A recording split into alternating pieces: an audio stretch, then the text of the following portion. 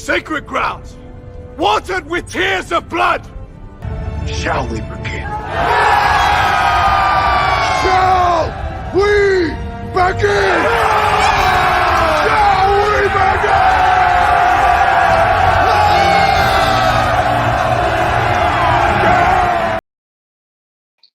And hail the chat. What is going on, all my fellow survivors and thrivers from narcissistic abuse? Good to see you. Thank you so much for being here. Remember to hit that like button, share out the link to anybody who you might think would be interested in this interview. Got a great interview with a wonderful person here tonight. Before I begin, I want to say hail to Papa Cotton, the rogue mod. Good to see you, brother. Thank you so much for being here.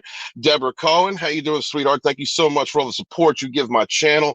Much appreciated. It's wonderful to have you here. What's up, Rock Brigade? Halo Dallas, love Godsmack. Yeah, me too, man. That's it was a perfect song at the time for me. That you know, it's just it worked, and so that was my first intro from back in the day. Figured I'd play that again today. What's up, Two Skulls? Love jamming to Godsmack, and he says hello to everyone. Hello to you. Thank you so much for being here. Greatly appreciate you, guys. Please check out Papa Cotton's new channel. YouTube destroyed his. That is a man who does not kneel, does not yield, tells it how he feels it. Please support his next channel, Papa. Go ahead and put a link for your channel in the chat for me. I greatly appreciate you. Thank you so much. Let's see, anybody else? No. So before I begin, I just want to say, appreciate you guys very much. Any of my mods out there, if trolls come through, because the flying monkeys have been starting up again, please make sure to hit them with the ban hammer. Greatly appreciate you. This is a space for people to come together, share their experiences, perhaps learn if you are unaware of narcissistic abuse and what takes place, the targeted harassment, and just basically the destruction of self, the emasculation, just all of the hurt and pain that can happen from a person who lives through the destruction of others in order to sustain their false ego. And so I hope that you guys learn. With me tonight is a very you're not modded. Hold on, let me see if I can mod you. I can't mod you at the moment. All right, I will hook you up as soon as I can, probably after the stream. So before I begin, I would like to introduce someone that I met on TikTok. She's also makes narcissistic abuse recovery content. She's also a tarot card reader, and she is available for readings. It's I believe it's $22 for a reading. And please check out her channel, check out TikTok, support those who have been through what we've been through. So without further ado, I would like to introduce you guys to my guest for tonight, episode 3, Narcissistic Abuse Chronicles, Ashley Black. What's going on, Ashley? Hey, what is up? How are you doing? Nothing much. Just charismatic when I start. All about ego and flair, you know. That's funny you played Godsmack. That's just funny right there. Yeah. You like Godsmack? I do. That actually took my narc for a gift. That was actually one of the last concerts we went to. It was Godsmack. Isn't that crazy? Circles within circles, man. That's Yeah. nuts. You know, like we were talking about that, like, you know, your name's Ashley Black, and you know, the medium I spoke to, his name was Jory Lynn. Yeah, it was just, you know, a lot of crazy, you know, just it's funny how the universe, I think, God, source, kind of hits you over the head and to make sure that you've gotten over things, or that, you know, you're good with where you're at. And Yeah. it's kind of like a friendly reminder from the angels, you know? Yeah, it is. I'm Yeah. still in my healing process. It's gonna take a while for me, probably. Mm-hmm. But And so, well, let's start by Deborah says hello to you. Deborah's another survivor. hello, Deborah. That's my And mom's so name. why don't you tell us a little bit about your channel, on what you do on TikTok?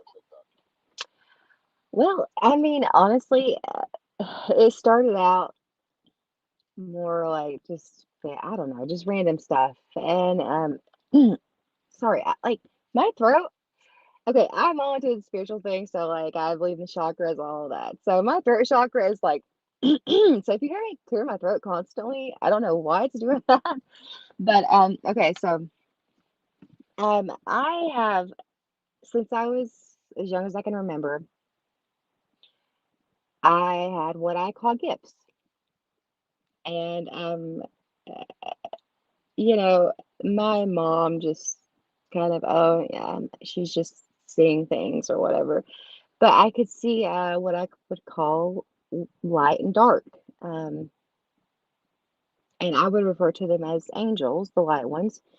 And the dark ones, I didn't have a name for them as because I was so young. Um, I just knew that they were bad. So I've always been able to hear. And when I say that, I don't hear stuff in my head. I can hear like conversations, like maybe taking place in another room, or I hear music a lot. I mean, I hear it so clearly that it sounds like it's actually playing on a radio. Like I hear So every note, clairaudient. They call it clairaudient, like when you can hear that's what I was going to ask. Yeah. things. Yeah. Um, I've only seen like my mother though. When I was 16, the house we lived in was very active. My best friend at the time, she didn't like coming there because it scared her so much. But we were together, my mother and I, and in the kitchen, and she saw this dark. She saw something. I saw it too, and I didn't say anything. And she mentioned it, and there was nowhere for it to go.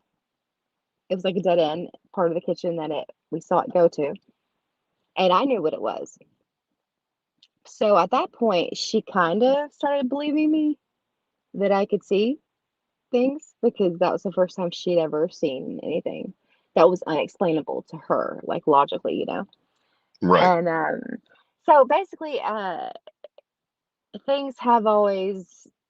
It seems like everywhere I've ever lived have it's been active. So I kind of went the paranormal route a little bit with my narc. And then it that's when things started. We moved, and that's when content started kind of changing a bit. And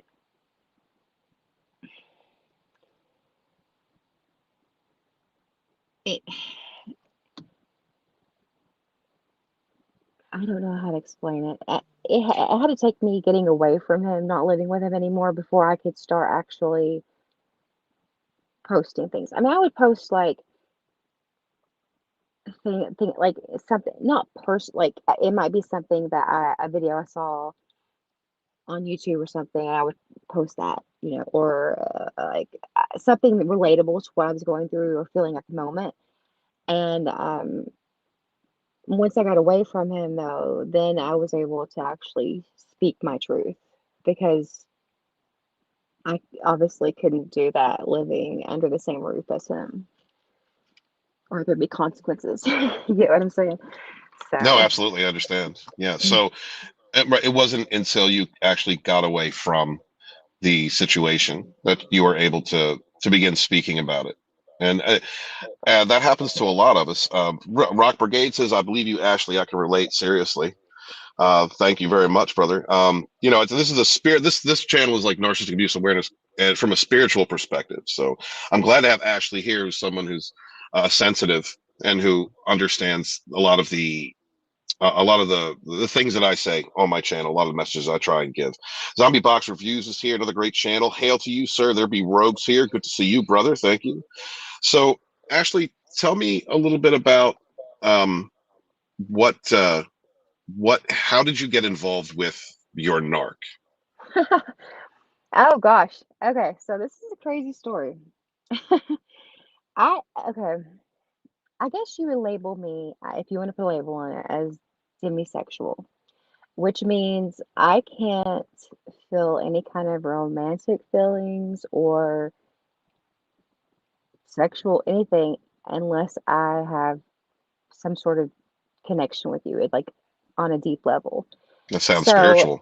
Yeah. yeah, I don't. I thought something was broken inside of me. Because back then, this is like early 2000s. I we didn't. I didn't know what. I just thought something was broken in me because of my childhood, and I never, I never really I never felt anything for anyone that I dated. And my my best friend and I were looking for a place to rent, our first place, and we just happened to go to this apartment complex. The neighbor was a guy, and uh, he invited the narc over, and I had already left by that point. So the next time that I actually was there, the narc was there with this little girl, and oh my god, she was such a beautiful little girl, a little 2-year-old, blonde hair, blue eyes, beautiful. Look, I was like, my god, her mom must be like gorgeous. And then suddenly, like the door opens and this girl walks through, and looked nothing like the little girl. The little girl looked like him actually, but so I was like, oh, okay. But I kind of I was 19, so you have to understand.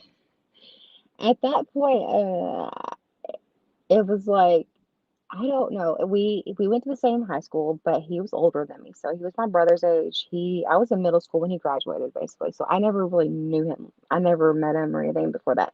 But there was something about him. He was different than any guy that I've ever been like attracted to or anything like that. And it was just like I felt like I knew him already. And so I passed Right. his baby mama, that's what I'll call her, and I thought, I got this. Like, that's bad because I had a boyfriend at the time, but I will say I had been trying to break up with him for months and months and months, and I didn't know how to do it. And I didn't want to hurt him, and yeah, it was a messy situation. So basically, I just kept him in the friend zone, my narc, and we just hung out more and more because we literally lived like a mile apart. So um, he Did you not? eventually he eventually breaks up with the girlfriend or with her, and he told me we hadn't done anything yet, and he told me that he couldn't have kids. And the first time I got pregnant. So his first lie was, "I'm not. I don't need to wear a condom."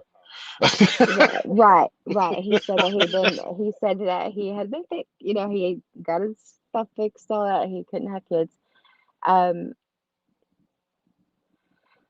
then a friend of mine who has since passed, she was in a car wreck when I was in my early 20s, but we worked together at the time, and she told me, you do know that he's got another kid, right? And I'm like, what?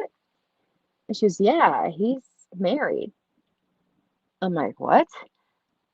And at this point, Wow. I was starting a new job, and she was a manager there, and he was married. He kept telling me he was like when I approached him about this, he told me he was divorced. I didn't know for sure because he kept it up, kept it up. We're divorced, we're divorced. He kept that up until we had a 1-year-old daughter. See, I lost the first child because I believe it was due to stress. Um, I actually I was hemorrhaging. I didn't know. I was so sheltered and naive, and I was alone at the time. And I knew where she lived, is what I thought was ex-wife, and I thought, well, maybe he's seeing his son. So I drove by there. Thank God he was there, and he came outside and to the road, and he saw how much blood, and he knew something wasn't right. I thought that was normal, but no, it wasn't. I was dying. So Um, I looked at him like, "Oh, he saved me," but then come to find out, while I'm on my way to the hospital in the ambulance, he drained my bank account. So, so I Oh was left. my God. Yeah, yeah, yeah, yeah. I know, right? So that should have been like okay, you need to get out, Ashley. But I saw something in him. I saw this potential in him, and I was pretty much gonna leave the situation because I was so upset about it because I didn't have money to eat or anything. Like I paid all my bills on my own, and I was paying rent, you know, a car payment, all this stuff on my own. And I just went to go buy like a Subway one night, and that's when I found out that he drained my account. And um, yeah, so that's how we met, and we were together. It's been almost 20 years. That was Damn. 2000. That was 2004. So talk a little bit about your childhood, your parents. What kind of childhood did you have with them? Oh gosh. Okay, so my parents are still together, even though they probably shouldn't be. They okay. So my brother is almost 7 years older than me. There's quite a bit of difference there, and I he was always the golden boy. That he was the it was obvious that he's been favorite. Like he was the favorite out of the two. But I constantly grew up with him like as a small child. I'm talking toddler. Like he would sit on my chest and smother me until I would black out. And this is the 80s, so like back then, like I guess parents let you go out when you're 2 and 3 years old by yourself. Yeah, We drink had and smoke cigarettes. Yeah. yeah, I mean literally, like me and my friends would pick up cigarette butts. We wouldn't smoke them, but we pretend like we were. But yeah, so I dealt with like constant abuse from my brother. My mom would make him dry my hair, which I didn't have much hair. I was just little, and he would always hold the hair dryer to my scalp, but like in one spot, like so I like yeah. So my parents, they provided financially, which I wasn't given. Like my room compared to my brother's room was totally different. Mine was pretty. There wasn't much going on in there. Um, but that didn't matter to me. Like I would take my favorite toys and put them in a bag and take them to my best friend that was across the street. Her name was Rachel, and I'll never forget her. And I wish I could find her. But at 3 years old, my mother knew that I could climb the fence. We had a chain link fence in our backyard, and she knew I could climb it. Well, I would climb it because our backyard had a swing set, but it didn't have the swings or the slide. It was just like a frame. I Right. guess it was my brother's. I don't know. And the next door neighbor, now they had like a tree house. They had the best swing set and everything in the entire subdivision. So obviously, as a 3 year old, I'm like, I'm gonna go over there and play. So I'm by myself in the backyard and I'm swinging. And uh, the youngest son that lived there, we were friends, but he didn't come outside a lot. He wasn't very talkative. But I was swinging by myself, and the dad comes out of the door that came from the garage, like the back door, and he doesn't make eye contact with me. Yeah, like at first I was like, "Oh, I'm gonna get in trouble." Well, then he starts to urinate, and he turns and looks at me. Yeah, he sees me at this point, and he comes closer Oh to wow. me. Um, so he's getting closer and closer, and he's still got his thing out. And Oh my I'm God. thinking, yeah. So I'm 3, and I'm thinking, can I make it past him, or is he gonna grab me? So I ran, and he let me go by. I mean, he could have easily grabbed me, but immediately I ran into my mom inside the house, and I didn't know what it was called. So I said, David showed me his front butt. And so she takes me over. She rings, she knocks on the door. His wife at the time, his first wife, answered the door and said that I was lying, that I've just been hearing the rumors going around, which I didn't know if there was any rumors. I didn't know anything that he was known That like. is some crazy cognitive dissonance coming. That woman knew that he's a pervert and was I think, protecting him. yeah, and she Yeah. was a very Christian lady too. So my mom waits until my dad gets home from work and asks what she should do. And he's like, well, we're not going to call the cops because, he might burn our house down or something while we're asleep. And at that point, that was pretty much him testing my parents to see what they would do. And they did nothing. So from that point forward, it was like a ritual for him. If I wanted to use the swing set, I had to go inside of his garage. And it was very like almost serial killer vibe because he had a ritual. Like Hmm. he had to start a certain place he would lay me, a certain way he would fold my clothes, those kind of things. And but once I was around 5 or 6 years old, I can't remember a lot of it. But I do remember certain parts of it. Um, I remember the back door.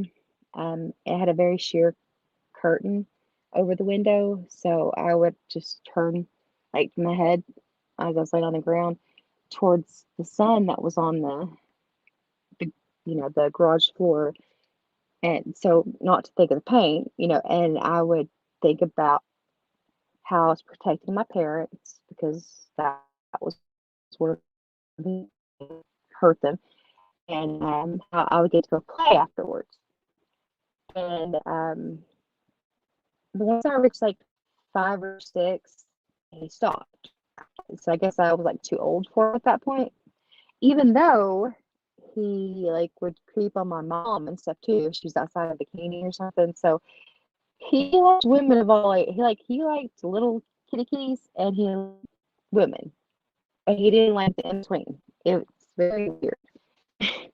I don't know how to explain it. But Right. so they didn't know that was going on. Um but when I look back at photos of me during that time, it's like there's nothing there in my eyes. There's nothing there. And my mom would always ask me, my bedroom was the first bedroom if you went down the hallway.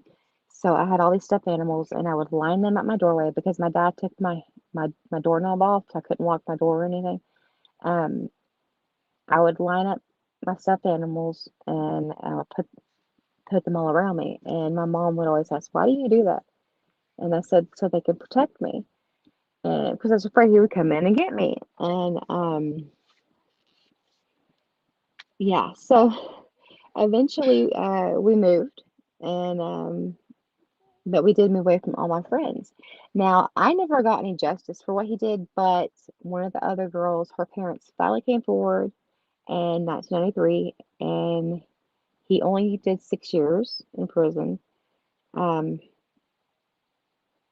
but he did at least have to be on the sex offenders list. So, That's good.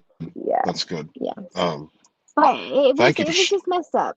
It was messed up because it's like I didn't have anyone to protect me. It's always been myself. It's always been myself my entire life. And I always had to be my mother's therapist, like because my brother was so much older, like he moved out and my parents had a very toxic they still had to do that. It's not as bad. My parents had a very toxic relationship and I mean affair like, just it wasn't good.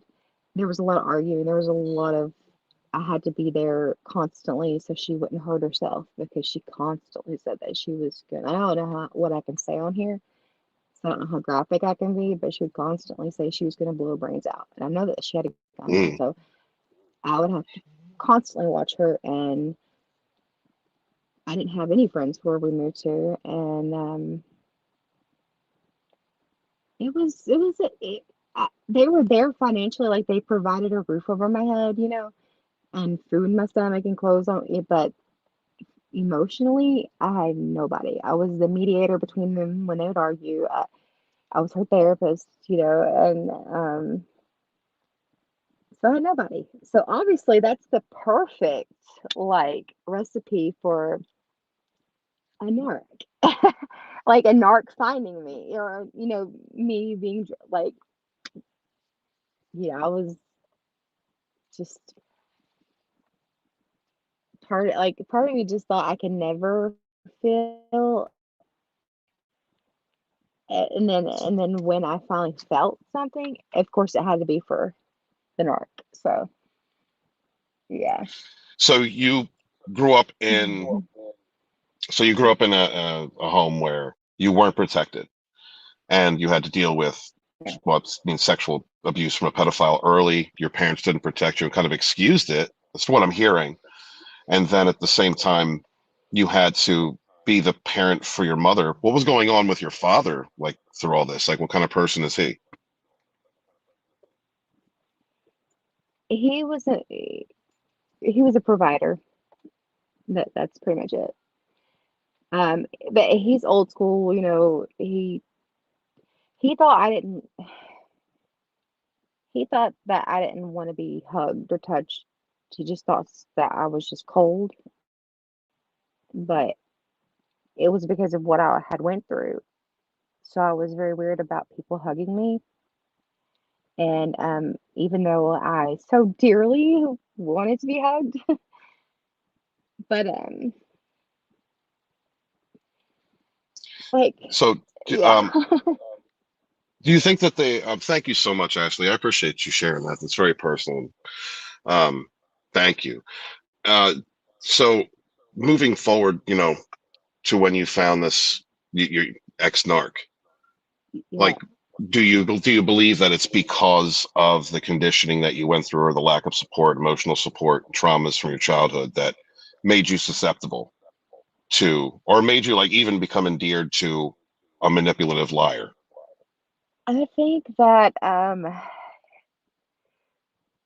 you can go two ways when you have trauma, especially early in your childhood. You can either become someone who has a ton of empathy, an empath, or you can become a narcissist. Yeah, And yeah, yeah. I went towards the light. He went towards the dark. We shared the sexual abuse part. And I,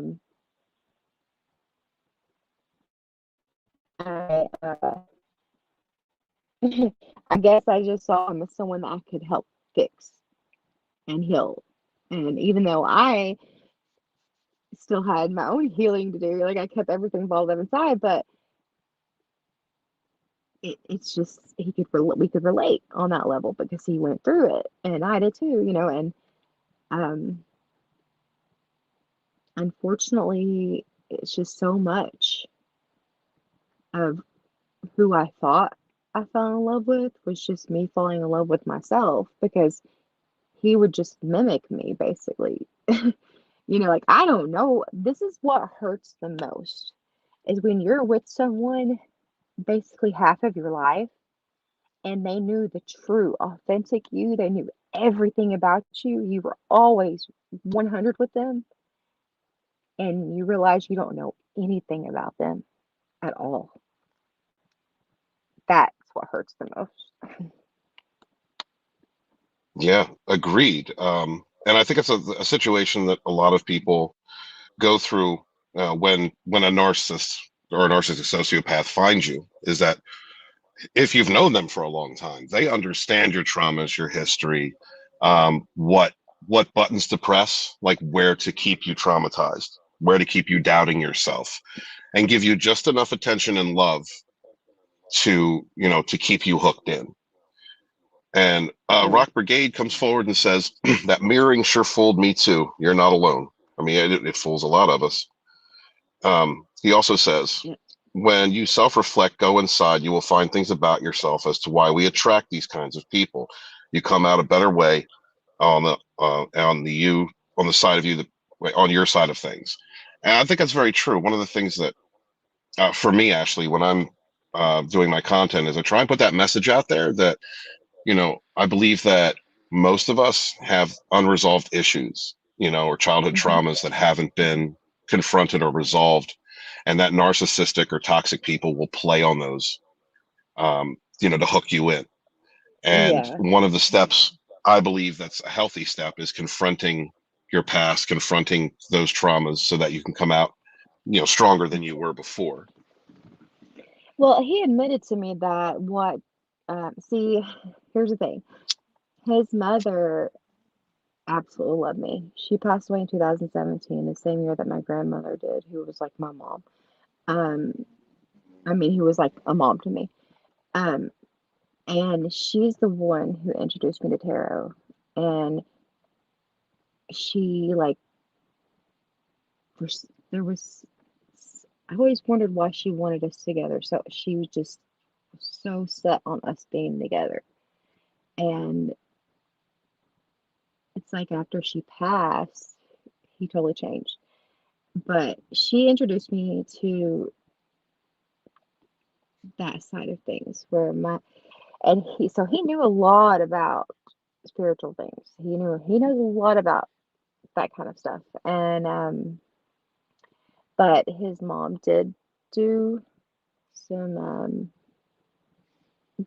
black magic, so to speak, once or twice.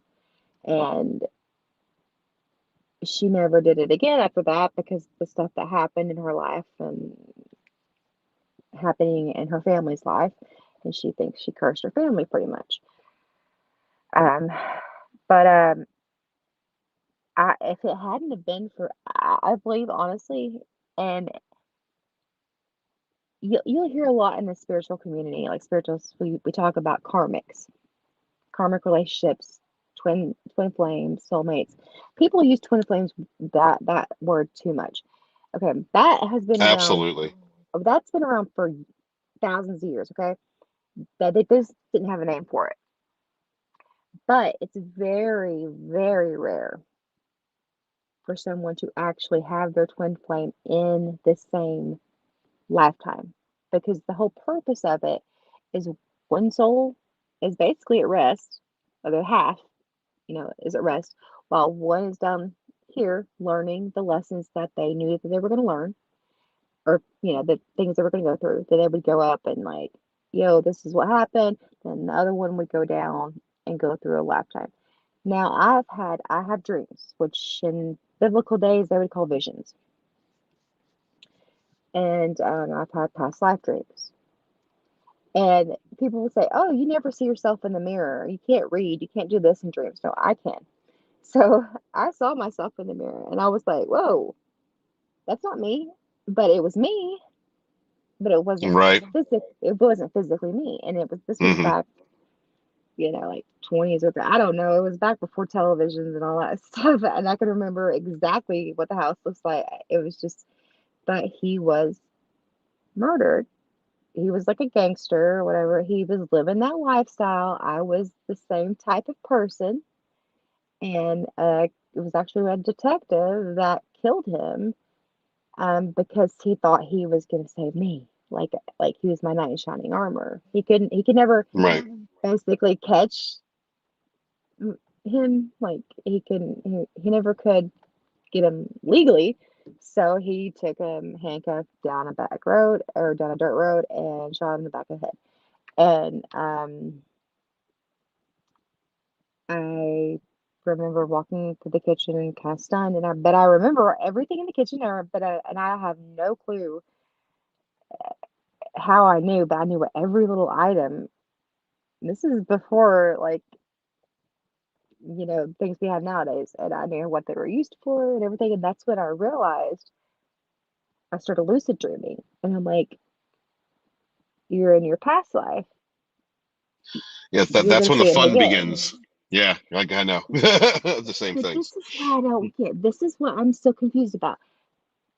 If someone that you have that much of a connection to, like, is it just karmic cycles that we're going through? And because I told him this year, because he knows, like, we would talk on a spiritual level, and he knew there was something about us that we've known each other before. And I said, Yes. I can't do this. I can't go another incarnation with you because I was awakening spiritually. Like I was like, I had a vision. And this is before, like I knew that movie called Matrix, right? But I had never heard anyone refer to this reality as a matrix. But in this dream, I was told that I was a healer, My purpose here is to awaken people from the matrix. I'm like, okay, what? Yeah. And I also had a dream about Maui before it happened. And Wow. I have it all written down with the date. And it was a woman, this woman set these houses on fire, and there was kids alone inside, and they died. And it was there. And that's the only way I can explain it. Is that this was last year when I had that dream. So, and I know there's a higher power because of, me basically dying this year and somehow coming back, and I can't find that. This is what I'm been so stuck on lately is I'm trying to find someone out there. I'm like, there has to be someone out there that has went through this and survived it too, because Yeah. I can't find it anywhere. Like So, what happened to me. well, before we go forward into that, I wanted to say that there's you're getting some love in the chat. Oh, Zombie Boxer uses thank you for telling us your story. It takes a lot of courage. Um, Rock Brigade says, Ashley, we love you, sweetheart. We're here for you. thank you. Gap After Dark says, yes, Ashley, and thank you for your courage. Another wonderful person here in the chat, Nikki Red. We suffer no fools around her. Good to see you, Nikki Red. Thank you so much. We greatly appreciate you. And thank you to everybody out there. Please, Zombie Box Reviews is throwing out links to Ashley Black's TikTok channel. Please check that out if you like TikTok and look at her content, support her. She is a tarot card reader. And if you're looking to get your cards read, please contact her there. So a couple things I Thank wanted to you. touch on is, well, one, my past experience. My past experience and I knew each other for a long time, and we had a spiritual connection. And like people talk about narcs mirroring, but I think that those of us who are highly intuitive or intuitive, we can Mhm. tell the difference between someone Mhm. who's just faking and someone who's actually sensitive. One of the things that I have come to believe in my philosophy is that when before you incarnate in this life, you have your spirit tribe, and if there's people in your spirit tribe that love you unconditionally, if you get to a certain point in your life, there's a contract that's made between you and these people that love you, that if you haven't Soul learned your contract. lessons, the soul contract, Mhm. if you haven't learned your lessons by a certain point, they're going to come in and they're going to hurt you. But it's Mhm. because of that love, because of that soul contract. But they're only there for that function, and then they leave your life, in this incarnation. And that's something I strongly believe in. I wanted to ask, did do you know the relationship? I mean, 20 years with ex narc. What was the relationship between him and his parents, or him and his mother? You mentioned there was magic or black magic involved there at some point. Oh, well, okay. He his father passed when he was 4 years old. So that I think that if that hadn't have happened, I think his life would have been totally different. But at one point, his mother did lose custody of his kids to the state, of her kids to the state. So he was in foster care for a year. Um, so he went through a lot at at a very young age, and then he was As most yeah, narcissists do. Yeah. and then he was abused by a relative for a very long time when he was starting, I think, at 5 years old. But it was a female, so that's Oh, that's what. sad. But Yeah. I think that kind of caused the addictions that he has, and Was he a sex addict? he says that he's not, but he most Mm. definitely is.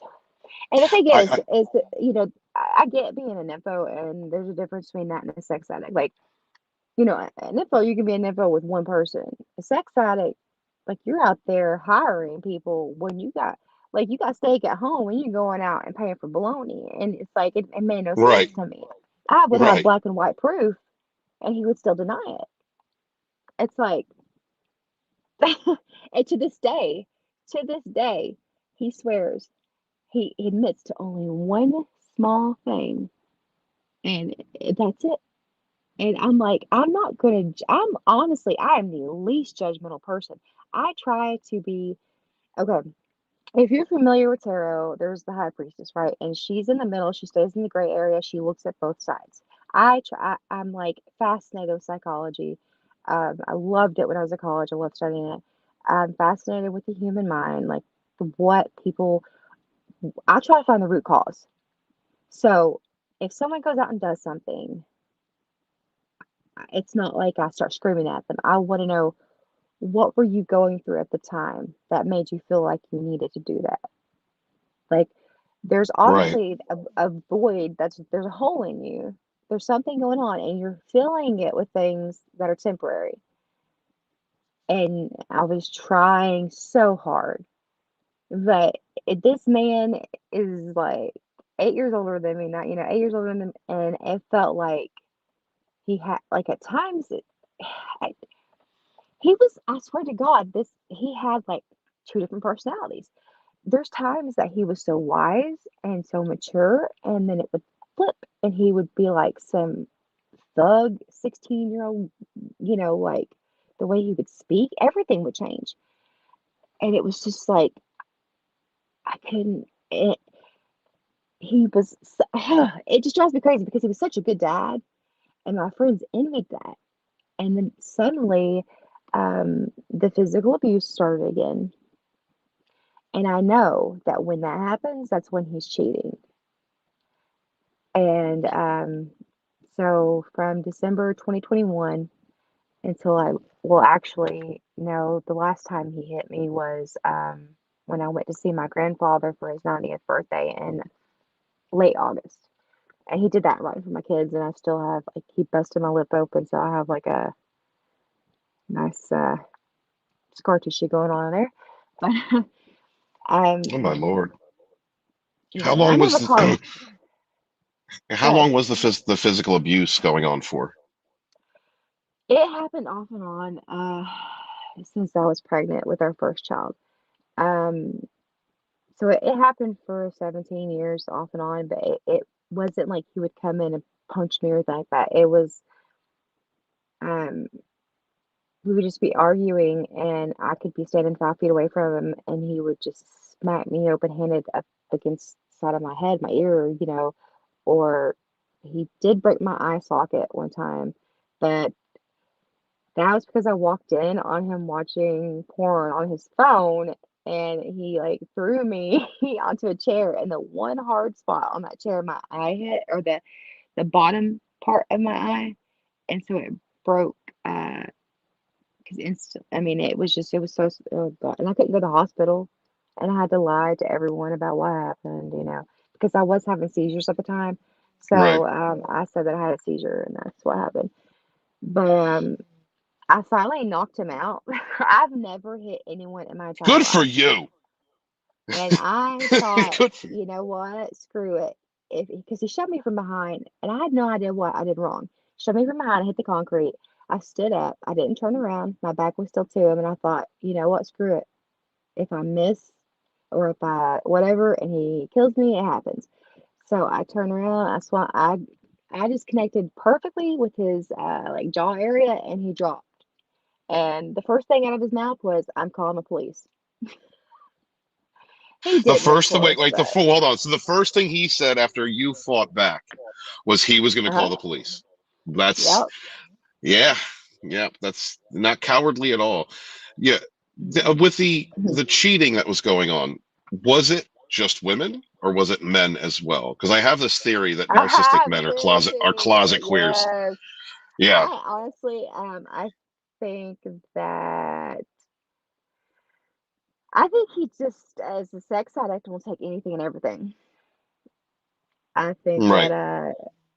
I mean, honestly, I honestly think that they will take anything and everything. It doesn't matter who you are. Uh, There's you been know. so many stories that I have heard since I started doing this content from women who talk about like that dude's gay. Like he's sleeping with Mhm. guys, or they're asking to get pegged, or there it seems to be But this. it was with I was, him. It was like he would want to hang out with like certain friends, like, and it would just be it wouldn't be a group of them, just one, and it would be constantly. And he's still in Tennessee because of this one friend that he's had his entire life. And I'm like, there's got to be something there because women he's just used, but he's given and given and given to this guy. And I don't know. is my just before there's a couple of comments I would like that are direct Okay. questions or comments directed toward you. I'd like to go through. Before that, I want to just my past experience. One that I was triangulated with thought that a good revenge against the past experience would be if I were to give him fellatio and she could walk in on it. Like I'm just thinking to myself, like, you're gay, dude. Like, what? I'm Yeah. not gay. And actually, I don't know what it is about me. I guess it's my friends call me an otter. I guess that's a short guy who's a bear. You know what a bear is? Yes, yes, Yeah, yes, yes, and yeah. So very I much get they call do. me they call me an otter apparently because little guys who are like bears are otters. And I have had narcissistic or toxic dudes for my entire life like get mad at me and call me gay because they're gay and they want to suck. Like I don't get it. It's a toxic Well, thing. I don't know what it is about toxic dudes. But look, if you're gonna okay. just come out the closet, y'all, just come out the closet, That's admit that you're gay. that's exactly what I'm saying. Because see, his baby mama, the one that he had the little girl with, that actually happened while he was married. So he cheated while he was married. I don't know how many times, but it was always her fault. She was cold, she was distant, she cheated on me, but she never really did. But he, as she told me, she warned me. She said I walked in on him giving dude this guy I knew a BJ. And I'm like, what? Because he seemed so like into like, you know, Right. Very masculine, and right. Yeah. I mean, so into like, in the bedroom. And um, it made no sense to me. I'm like, and the pornography he would watch was never that. It was always just women. But he didn't even like watching it with a guy in it. He just was always two chicks. But I, I was like, okay. I don't care if you're bisexual or whatever because I myself, the only other person that I ever felt love for was a girl. We were 13 and she was from Ireland. I was on vacation, and I mean, like, I felt love for her like that. So you It's only like go gay for Irish chicks. All right, got that. I'm sorry. Go ahead, Ashley. no, it's the soul. I don't know. It's the soul. It's like I fall in love with someone's soul or something. I don't know what it is.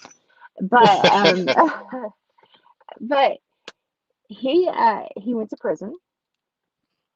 So, I don't know if something happened in prison, but after that, Oh things my God, that's really crazy. changed. I don't know, but same thing with yeah, what I was talking about. Um, I think that I don't think all narcissistic men are gay, and I don't think they all have sex addictions. But the ones that have that sex addiction, I think one of the reasons why like they dominate and lie to, cheat on, and use women is because they're secretly like gay. And I think that it's a part of the self-hating process that a narcissist goes through, like that shame that the avoiding shame that they go through. That's Yes. why they use women, cheat on them, and then go have encounters with transsexuals or with other men, um, Hmm. because they're like that's not only lets them gives them an outlet for their vulnerable side, but it also sustains them needing to hide that part of their life out of the shame of anyone finding out that they're actually bisexual or gay. Right. And I tried so many times. I'm like, I will not judge you. If you just talk to me about it, like at least we can keep a friendly relationship. And at one Right. point, he did start tearing up, and I thought that, okay, finally. And then it's like his brain kicked in and that turned to anger. Um, What's but that? the It guy wasn't that. that, huh? Go ahead, I'm sorry. Oh no, I didn't mean to interrupt you. Well, I was just asking, do you think that you said that it's like a Jekyll and Hyde? Because like I Yes. think that like NPD is a condition, and it is, you know, has to deal with unresolved childhood issues and traumas. So, you know, not I don't I think that so for some of them, at their core, there's a light in there. I think that light that like you saw, I saw, or anybody else, that sees Mhm. is not always an illusion. It could be like that. You want to help heal that broken light that could be Mhm. something more than it is. But the negative side, the narcissist, the funhouse mirror of lies and alternate reality they create around them to avoid shame, like that Mhm. takes over. And so you have those moments where, like you were just describing, because I've had similar experiences with my past experience, where you start to get to that root pain, that root shame, and then it's immediately covered up. Like Hyde is automatically covered up by Jekyll, and then it becomes a monster. You get And narcissistic rage and all that. they deflect, they start any tiny thing that you've ever done.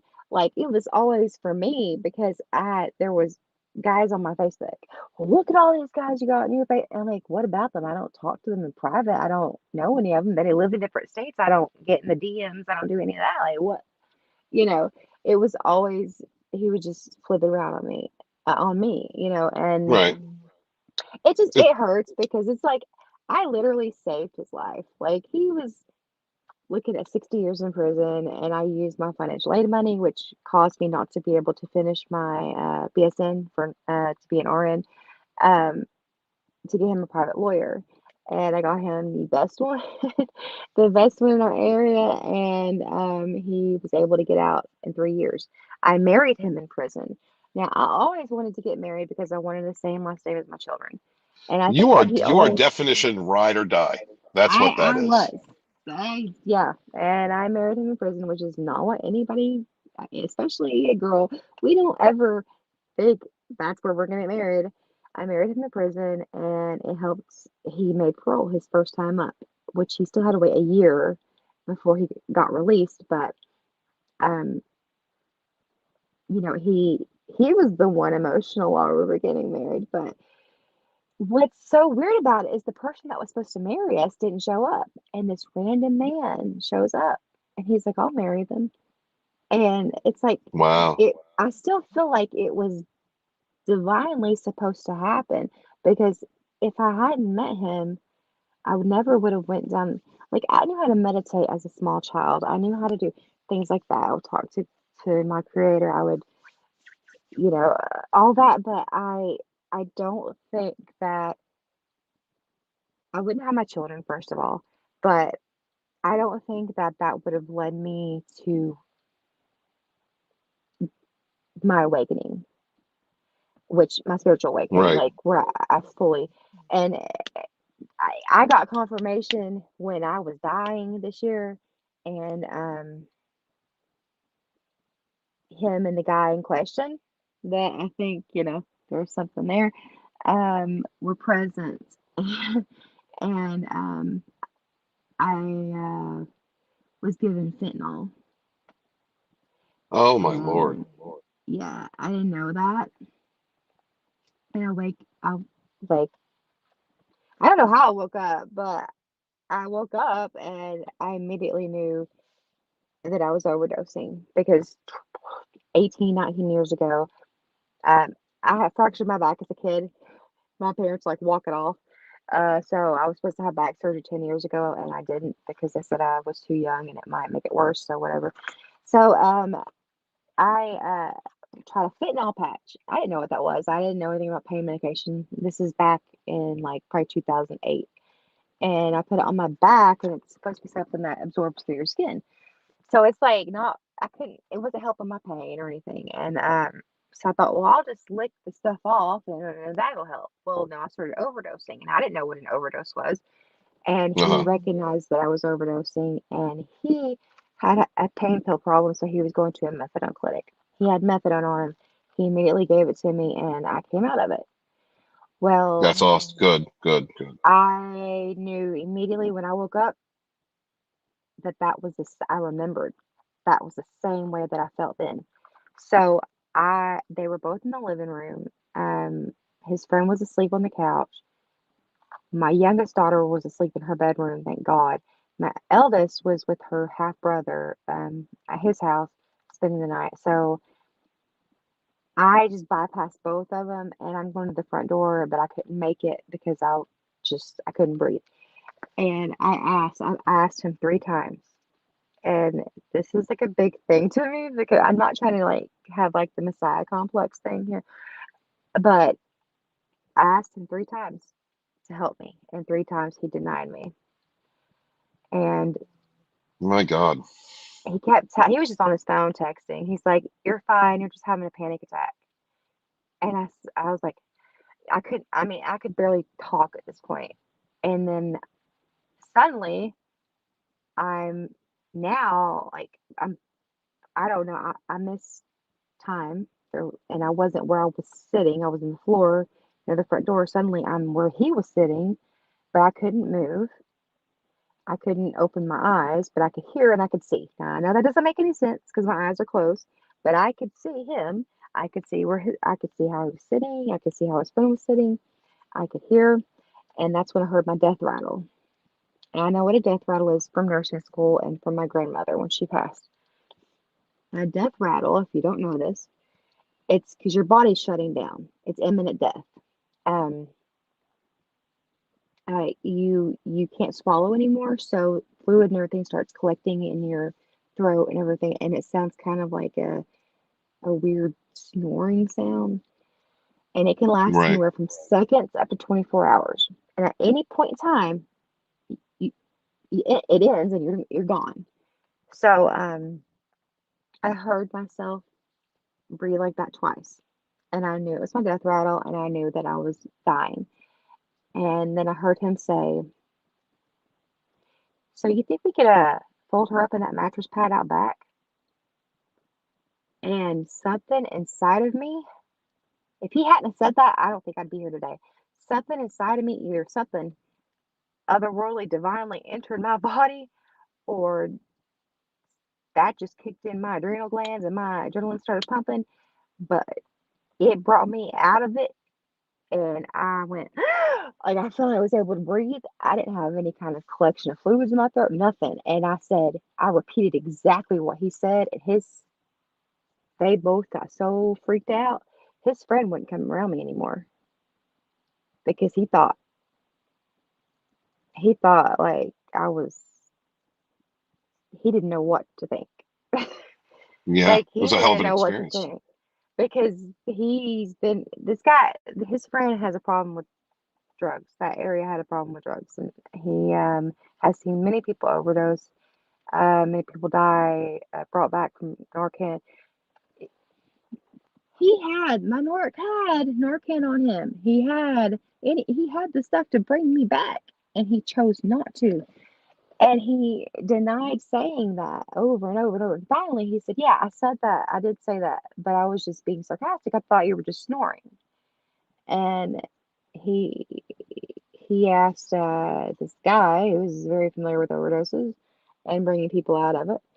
Um, and that guy told him, "No, man. Very rarely they come out of it, even with Narcan. Like they won't come back if you don't give them Narcan.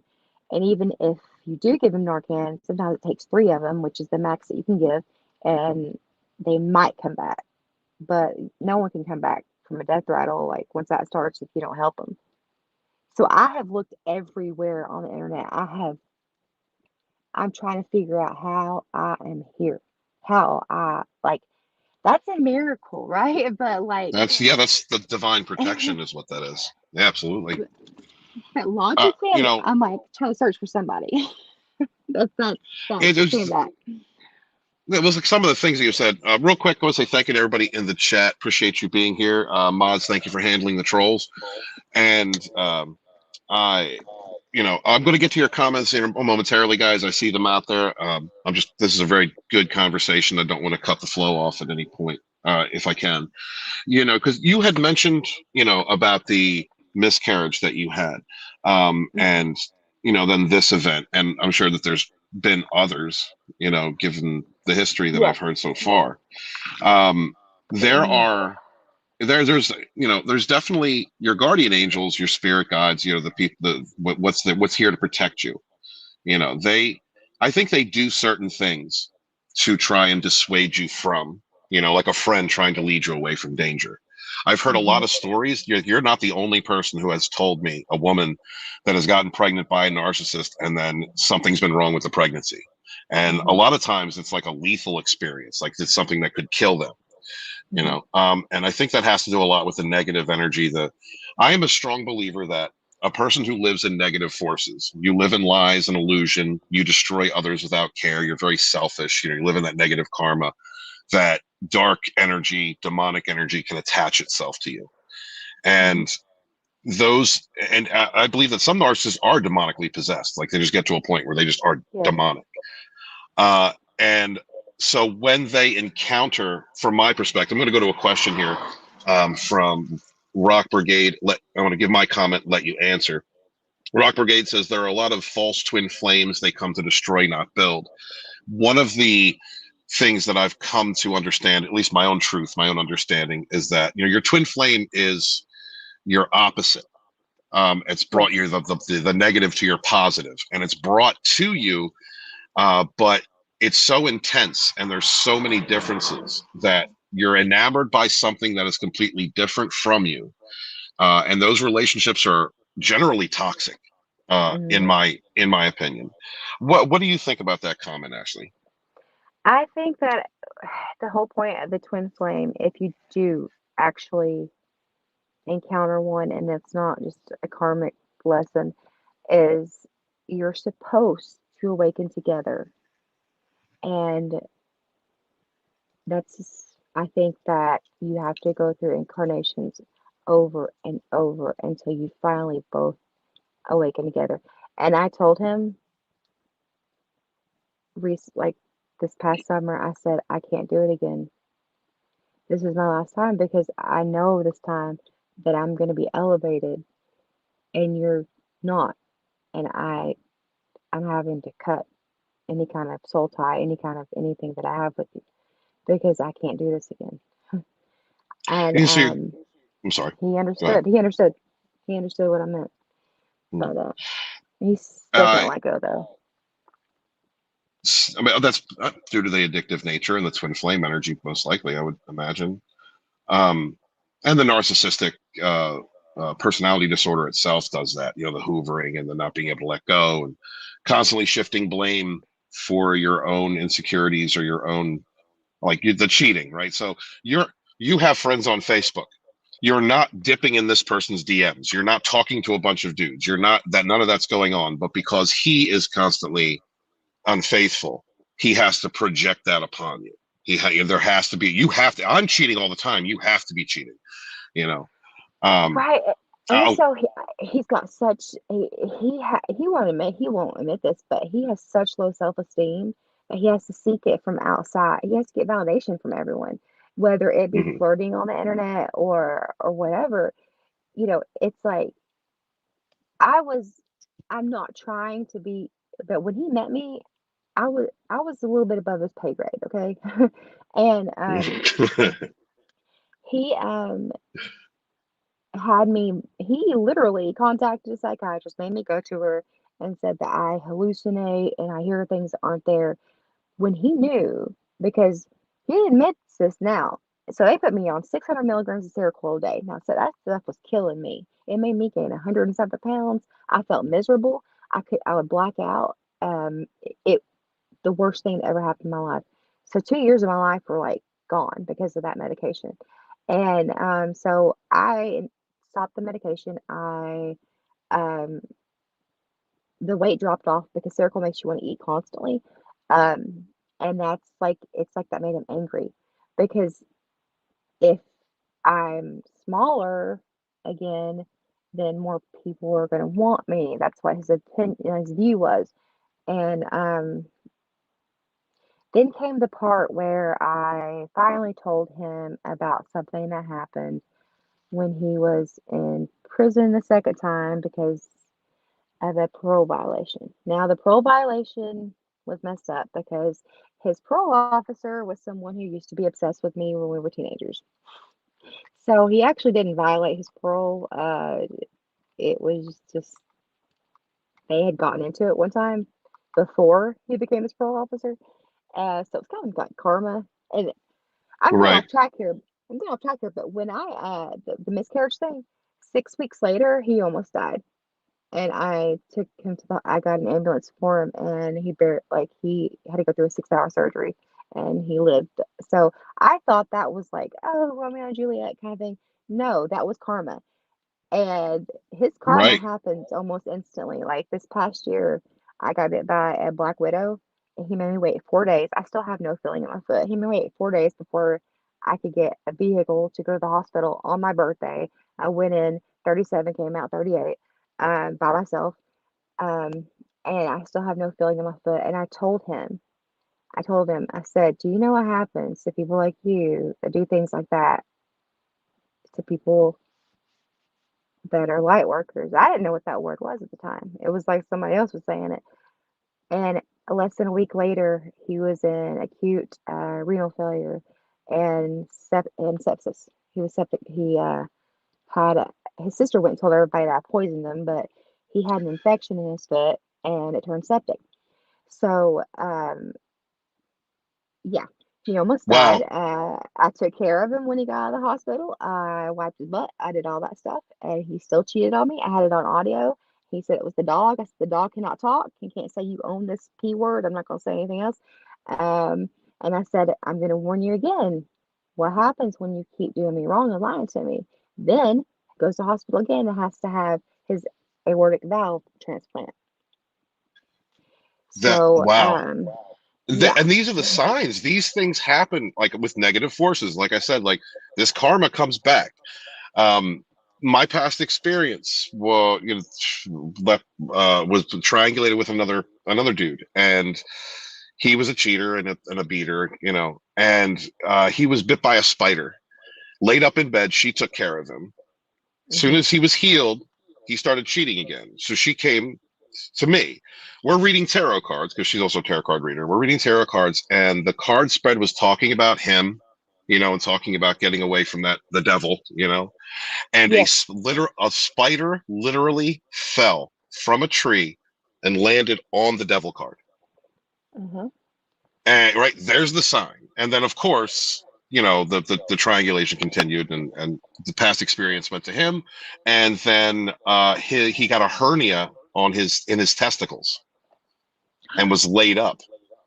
So it's like, Yeah. right, it's like this constant, when you live in negative forces, when you're like a liar, cheater, you're using people, when you're future faking and ghosting, smearing, hoovering, Yes. love bombing, you live in those cycles, you attract that karma. And these things happen all the time. One of the points that I was making on a video I did a couple weeks ago was the differences between like a person who's a light worker, who's like not traumatized, who's not going through something, they will see those signs for what they are. That is an obvious sign that something is wrong. A person who lives, a narcissist or a toxic person who lives in that's just another day. That bad thing that Yeah. happened, that tragedy, that's just another bit of fuel for them to use to hate someone else, or to smear someone else, to push that negativity and pass it off into Hmm. another direction. Like that's how black mages, that's how like dark witches, that's how they live. Yeah, And yeah. Not to interrupt you, but oh, like go he ahead. even said them like he even said to me, "I thrive in chaos, and I don't want that kind of life. I want peace."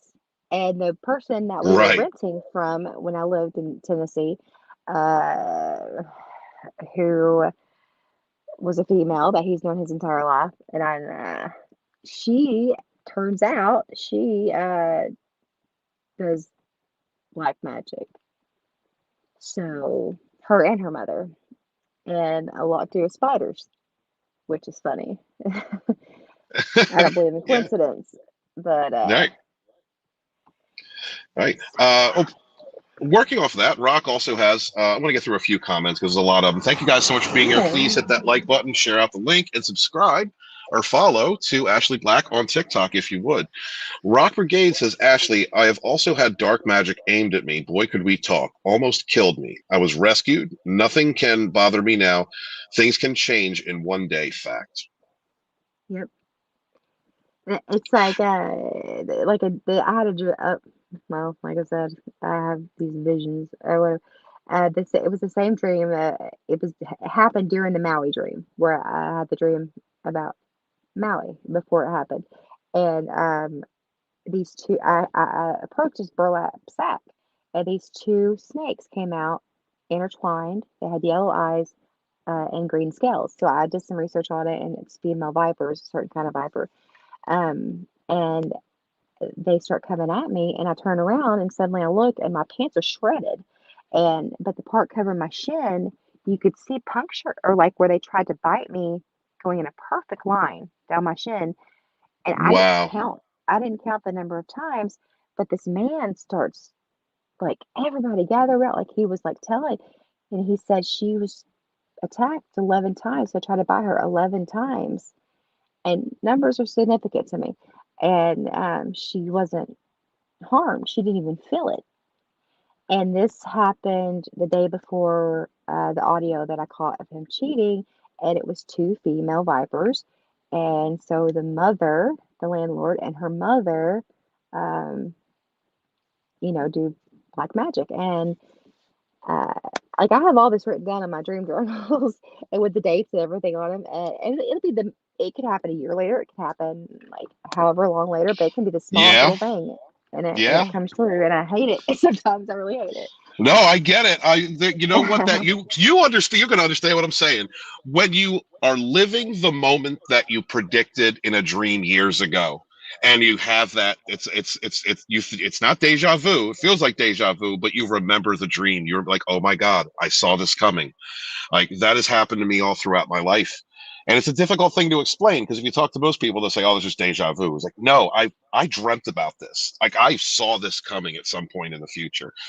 Um, it's a And very, it's a, mine are very specific. Like one was we were laying in bed, but he was laying with his feet at my head. And when he got out of the hospital, that's exactly how he laid in bed.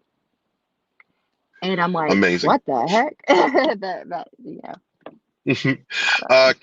Kimberly Alexander in the chat. Thank you so much for being here. She says, "I'm an Earth angel with a soul tie to a narcissist." I'm sorry, you cut out a little bit. I couldn't hear you. Oh, she says, "I'm an Earth angel with a soul tie to a narcissist." Same thing. That's what I go by on TikTok's Earth Angel 444. Um, so I feel you there. Deborah Hard. Cohen. It is. Deborah Cohen says they view other guys as their ego boosters. I guess this back from the gay comments. Yeah, well, toxic men. Competition too. Competition, If yeah. they have a Toxic. woman, they'll still So go try to ahead. steal their woman. And all his Oh, guy yeah. friends, he would try to steal their woman. It's weird. It's like he's got to be the top dog, the alpha. I don't know. It's an insecurity thing. And it's prioritizing ego over being decent to other people. So it's prioritizing selfishness. I've dealt, Deborah. Oh my, I have dealt. I don't know why. And I'm not saying I'm not a perfect guy. I've got my good, my bad sides, but I've dealt so many times with, like I said earlier, men who are bisexual or gay or have that.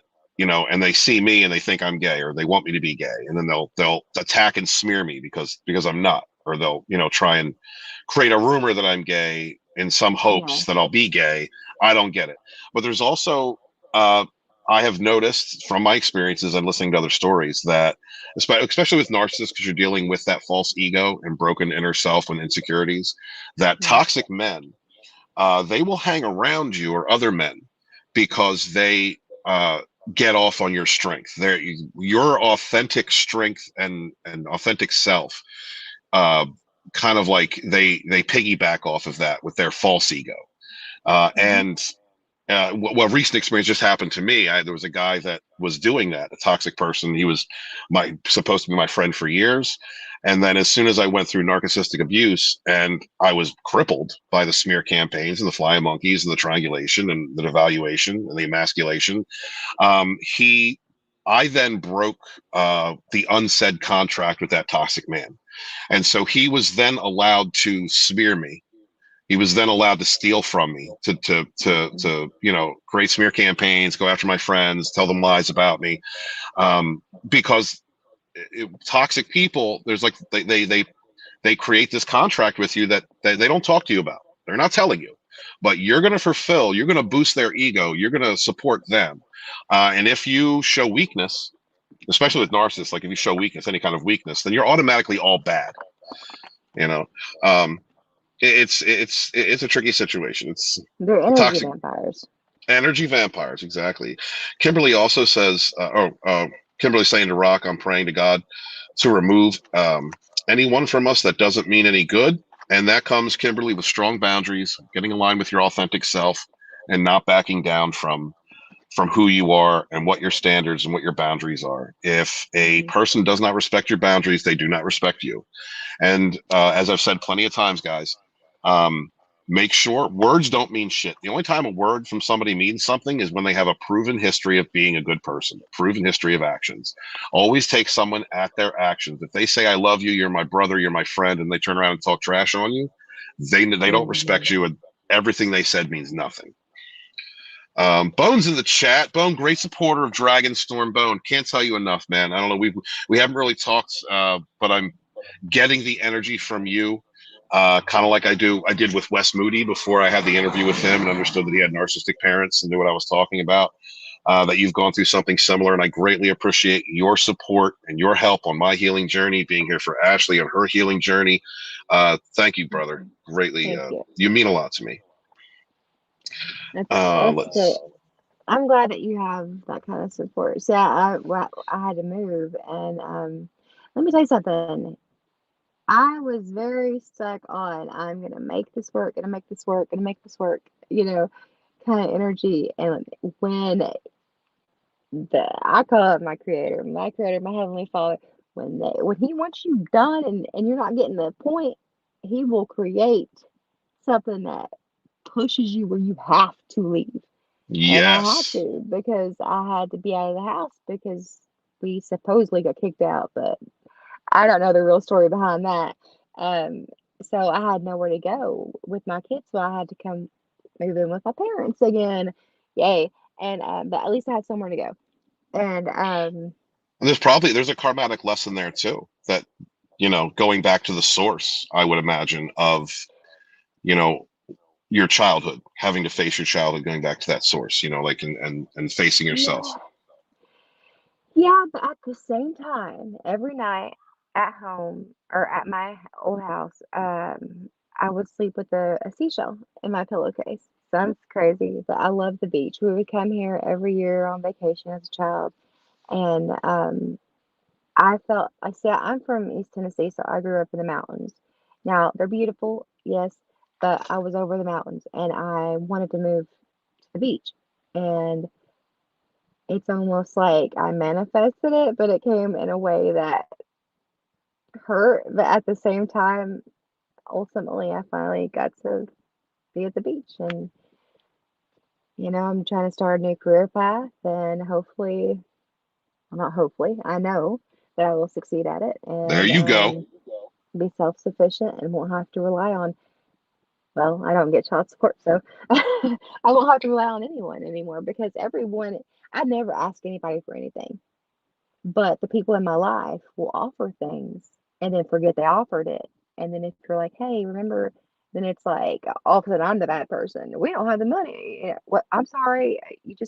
You offered it. And, I hate that. I hate that about people. So I don't take anything from anybody. Like, I don't care if I'm living on the street. I will not take anything from anyone because I'm so tired of people holding stuff over my head. So hopefully I this get works it. out. I get it. And you were talking about trying to make it happen over and over and over again. Yeah, me too. Went from stubborn to pig-headed. I refuse to give up. I'm going to make this happen. Like I'm going to.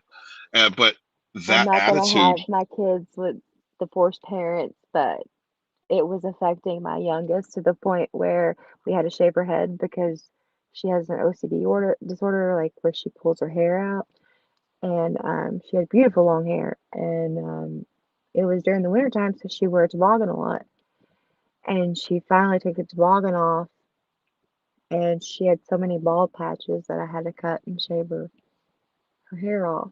And Oh, she's in therapy and everything for it. She takes medication, it doesn't help for it. I actually had the same disorder, but I pull my hair at the tip of it. It's got a name for it, but yeah. It as she goes through so much, and she's such a good soul. She's neurodivergent, so she's on the spectrum, autism spectrum. She's got a really bad case of scoliosis, and her birthday, she shared with her half sister. You know, the little girl I was talking about. Well, she passed away in a car wreck in 2020 oh my while Lord. while her dad was in prison, and he missed her funeral by 1 week. Or yeah, by 1 week. And around that time period, I was raped, and I didn't tell him. I didn't tell anybody because I was drugged, and I just kept it inside. And I was afraid. I was trying to protect him because he was getting out of prison, even though we weren't together, because I did leave him because I found out he had a girlfriend. It was just whatever. But at the time, this girl, this that I looked at like a daughter, you know, she was taken 18 years old. But they share the same birthday. And on my daughter's birthday this year in September, he posted about um her name's Julie. He posted about her and didn't make any kind of post about our daughter. And he was never around Julie. Like she talked to me most of the time.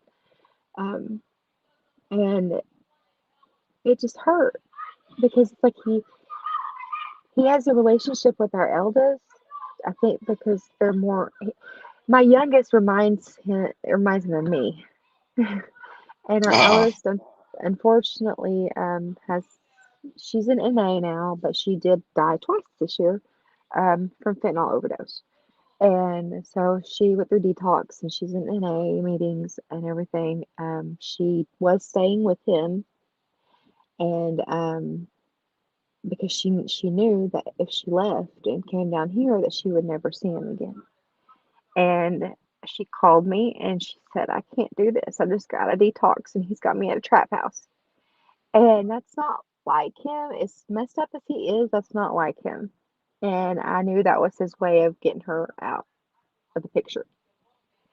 And mhm. so I immediately left, and I drove, and it took 24 hours to get there and get back and everything. And um, she's she's hurt. And she's hurt because she's always the daddy's girl. And Yeah. she's been self-harming again. So it's hard. It's hard. I hurt for them because my dad was never there emotionally, and he was such a good dad for so many years, like so hands-on. And it's like he just changed, and that honestly was when he was introduced to meth. And I Oh honestly my God. think that right there is what changed him. Like I think it truly something changed inside of him. I don't know. Ma from what I understand about narcissism, it is you manically think, you're very manic, and meth puts that on, gives it like a superpower. You're always awake.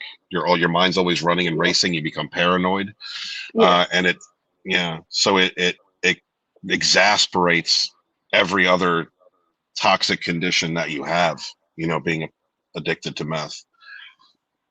Yeah. So, Oh, thank you very much, I don't know. Ashley, for Thank you for sharing all of that. I mean, Nikki Red out there giving you love, Rock Brigade giving love, Kimberly's out there giving love. Thank you guys so much. Greatly appreciate you. Thank you. Rock Brigade says self-love changes everything. Yes, it does. So Yeah. tell me about your healing journey now that you have left, and you're talking about your children and the issues that they have, and how what kind of strength do you have to pull out of your soul to keep pushing while you're recovering from prolonged narcissistic abuse, while trying to heal and be a mother to your children and helping them? I mean, I've always, like I said, I've always had to be my own. I never had anyone to protect me. I never had anyone, you know, stand up for me. And so I, I was saved. I'm alive today for a reason, and I am trying my best to, I feel indebted, indebted to my heavenly Father, the universe, my creator, and I don't care what it takes. There's days where I just don't want to go on, and I contemplate it, and I feel like sometimes my kids would be better off without me, you know, because they get so happy when they're on the phone with their dad. Because I was always the disciplinary one, like you have to go to school, you have to get up, you have to do, your homework, and he was the fun guy, and he keeps telling them that he's gonna move down here so he can be in their lives, and he's been saying that for 4 months. And part of me wants him to move down here to be in their lives because it would help me, but at the same time, I'm worried about that because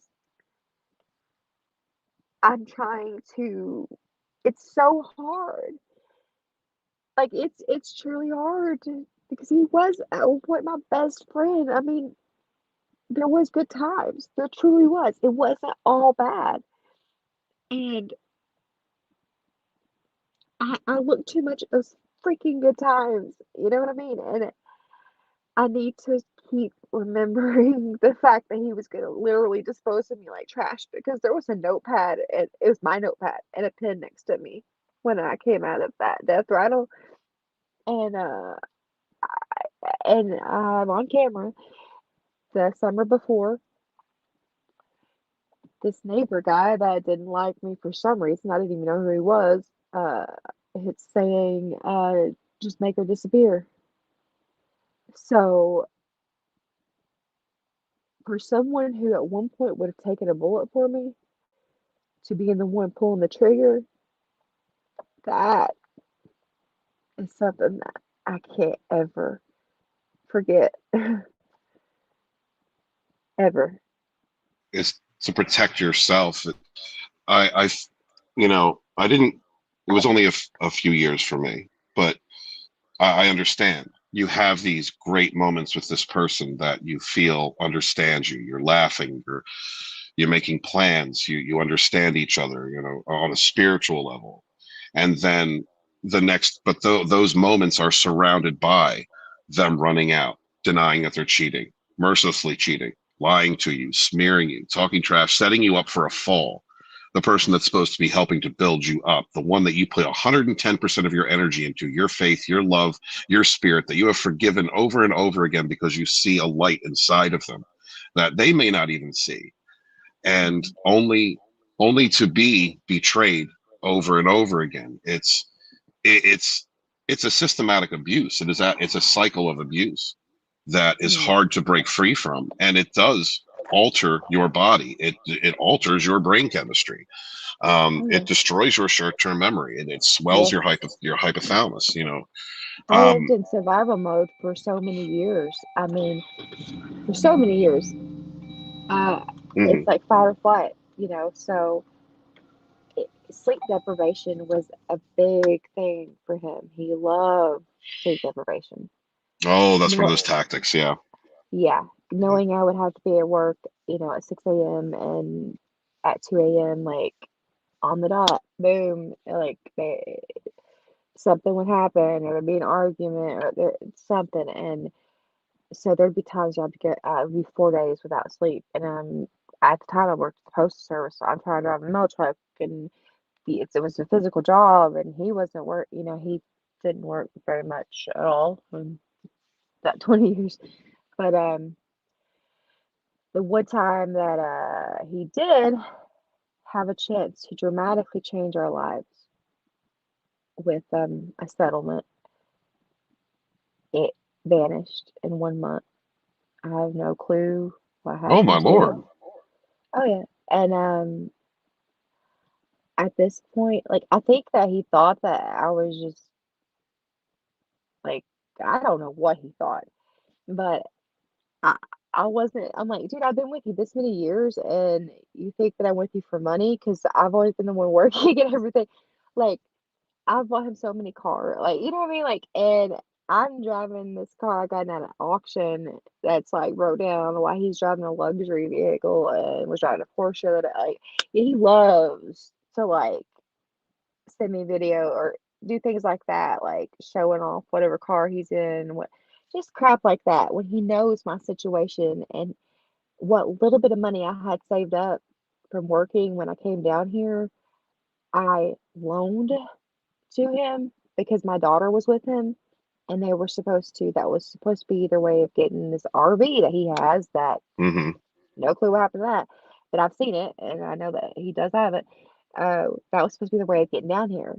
And he's paid me back $90 over the course of 4 months and no child support, no, but he has the money to do all these other things, and I'm like, it makes me like, but I know I get it though. From a narcissist loves to trigger you, whether it's good or bad.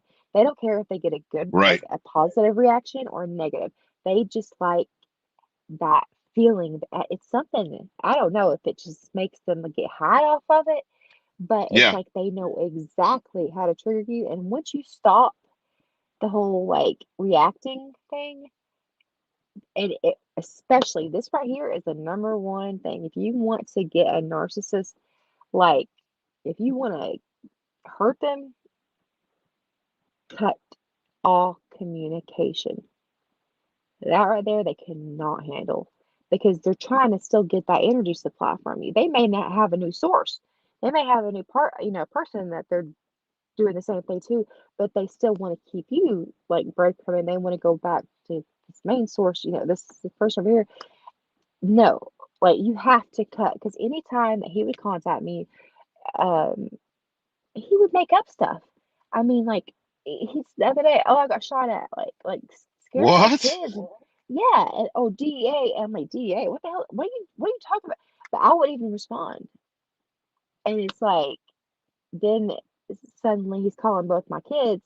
Who's your mom seeing? I know she's seeing someone in that. I have had so many people ask me out. I'm talking people that are out of my league. And I said, no, I'm not. I don't want to date anyone. Like, I'm not in that energy right now. I am focused on myself and my children. And, Blessed be. you know, I I don't have random sex. I don't do any of that. I believe that that is a very powerful exchange of energy, and Yes, it is. I've never been that way. So it's kind of weird. Like I said, I've been with him since 2004. I don't like the whole dating app thing. I think that's just for random hookups, and I'm a very old soul. So like for me, if you're not there intellectually, like if you can't connect to me and have an intellectual conversation or a deep conversation, without trying to be all like copping a feel or doing something like it's just this just it's so hard.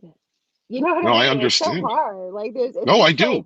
people just want physical, and I'm like, no, like, don't you actually want to know me? It's no, I know I've been it's talking an so much, escape. but I'm sorry. Oh no, But I you're being interviewed, Ashley. This is have, that's your job. can I just tell you There's this actually though?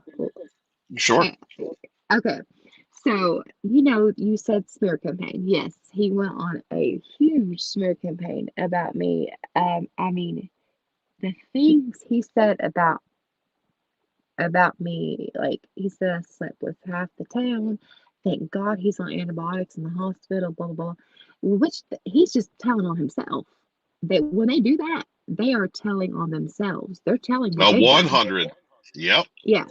And so I had three different people that were his people on his side that believed him about me that ended up meeting me or having a conversation with me, and their view of me completely changed, and all three ended up wanting relationships with me and cutting ties with him completely.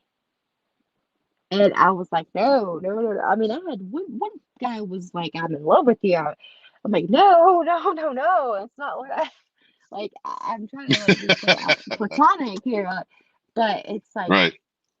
they were expecting like I don't know what the heck they were expecting, but then they actually meet me and they're like, you're an angel. Like you're like I don't know. Like I can tell from you that you're not one that's not like these girls around here, which a lot of the girls where we lived, are like would do whatever for drugs or things like that. They Uh-huh. had loose morals. Me, I didn't come from that. I'm not like that. I don't judge, but I'm not like that. And I just it's like you're like there's no one like you around here. And I'm like, yeah, like he's an idiot. What is he thinking? Like I'm like, I don't know, but whatever. It's his boss. Like, I don't know. There's a few comments I wanted to go through in the chat. And then I actually have another question. I want to comment and conversation about this exchange of sexual energy with you. Real quick, Adventures with Beth, who is another fellow, a sister of survivor of narcissistic abuse. She says getting woken up with a few kicks to the side isn't fun at all. I was afraid to sleep. And Beth went through a very long, I believe it was 10 years plus, relationship Mm, with a narcissist, and she had to escape okay. him without getting into too much detail. I'm not sure what Beth would want me to share, but she had to escape from him, and it's been years, and she's still recovering, but staying strong. Support her to a lot of channels, tarot readers, paranormal channels, and I came across Beth Ashley, and she was the first woman that I was ever because I've been having trust issues with women because of what happened to me. She was the first woman that I was Obviously. ever able to flirt with, and she actually Hmm. opened that door. We became friends, like it was safe for me to conversate with a woman and not worry about her smearing me or making fun of me or you know um devaluing me. And so I just want to say thank you to Beth so much. Again, you're an angel. You've meant so much to me, and um thank you for being here, sweetheart. Deborah Cohen says my first ex was a moocher and it sucks. Kimberly Mm. Alexander says I've never had anyone stand up for me, but my youngest daughters, they got my back. Hail the goddess. Good to hear, man. Hail to your daughters. Yes, my youngest daughter, the one that has scoliosis, she jumped on his back when he was choking me one night, and there was a knife involved, and I was afraid that she was going to get hurt. And it's like she was fearless. And I told her, I said, don't ever do that again. If he ever is doing that, you just run outside and call 911. But she, boy, that girl, because she's, she's the, I have a video posted on, it's pinned on my TikTok about my youngest. Marie, I mean, she honestly, if it, let me tell you, okay. So after I had my first child, I went to get an IUD. So an implant thing, so you can't get pregnant. And for some reason, it would not work. And if I would have had that, I wouldn't have had her. And I think that because she's so much like me. And when I mean that, I mean like spiritually on every level. And if it hadn't have been for her, I love my eldest so much, but she did physically abuse me. She had to go to juvie over. I didn't press charges, the state did, because my youngest recorded it, and I had the charges dropped and everything. So our relationship is rocky, but a lot of that influence was her dad. Um, my youngest, she takes no shit. She doesn't listen to him when it would come to him trying to, and because I raised her, like he was in prison most of her young, her early life, and so she's got my back, you know. But I'm so glad that you have your daughters there for you, because that's something that if it wasn't for them, I wouldn't be. I don't know if I would have been strong enough to be here. I don't know, to be honest with you. I feel the same way about my sons. My son, my sons, had a talk when I was going through it, and they they pulled my man card. Both of my sons came to me and said, "Dad, if you go back to that, we can't respect you anymore."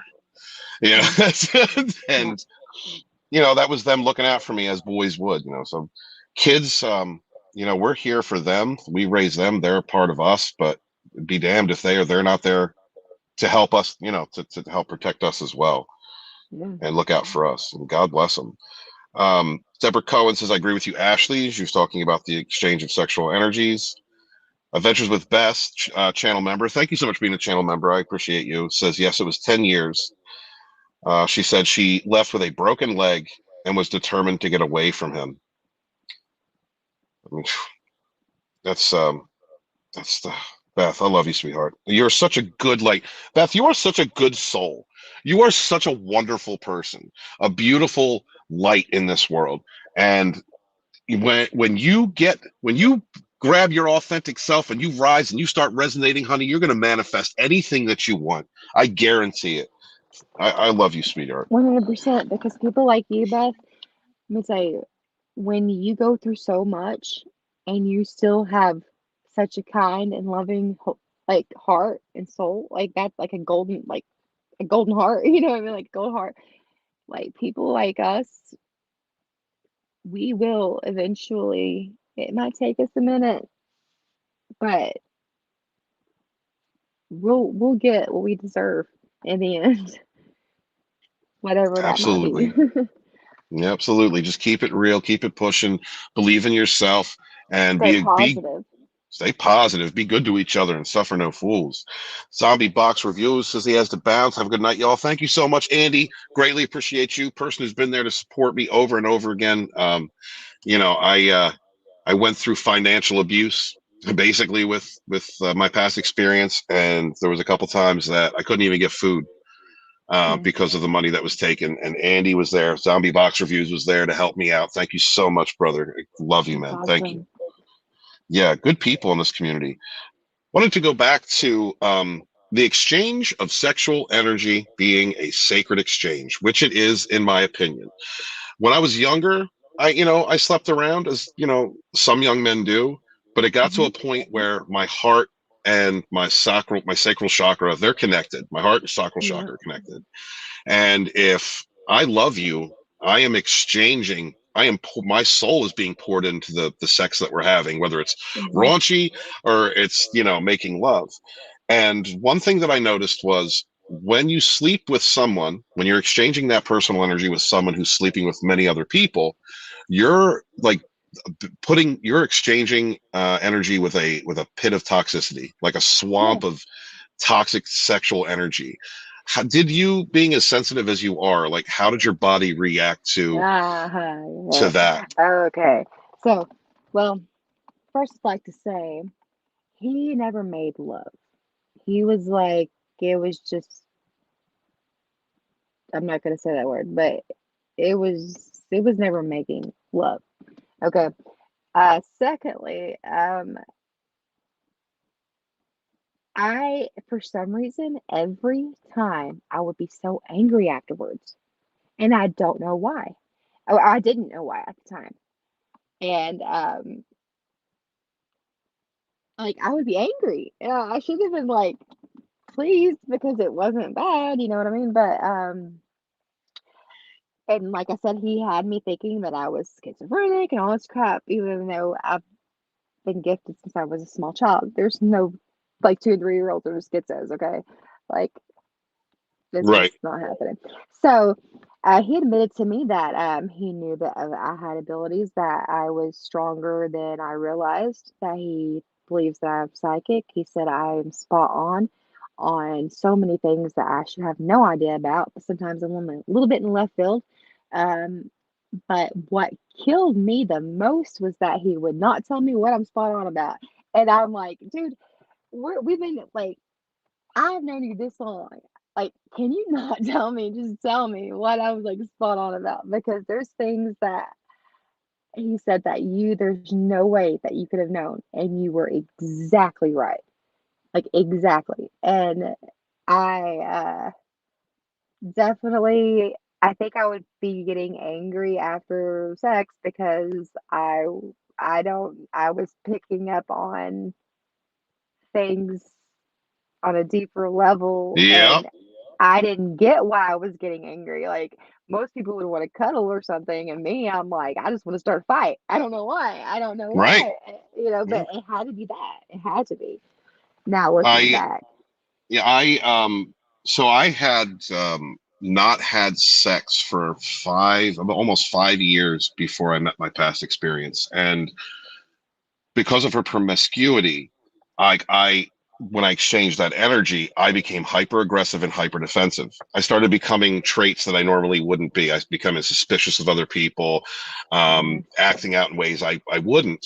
And the reason for that is well, first off, you're exchanging energies with a person who's not true, a person who's not, not is not presenting their authentic self, but they're also exchanging energy with other toxic people. And if you're dealing with a narcissist who's a sex addict, it's anybody and anything. Like Yeah. talking, from me, who someone who's established, loyal, good father, building a company, to the drug addict, meth biker down the street, to the guy whose girlfriend sells her body on the corner in Chester.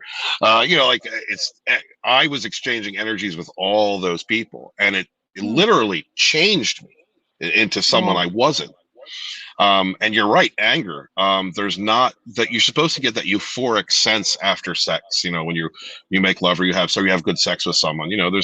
There's that. I want to get a sandwich. I want to hang out, smoke a cigarette. Like, let's talk. I'm chilling. Let's take a nap. You feel relaxed. But when you're exchanging energies with a narcissist or a promiscuous person, it's a soup of toxicity. There's no healthy Mhm. exchange. It's something that can be beautiful and something that can bring you to and can be healing, because people who have good sexual energy also have a lot of healing energy.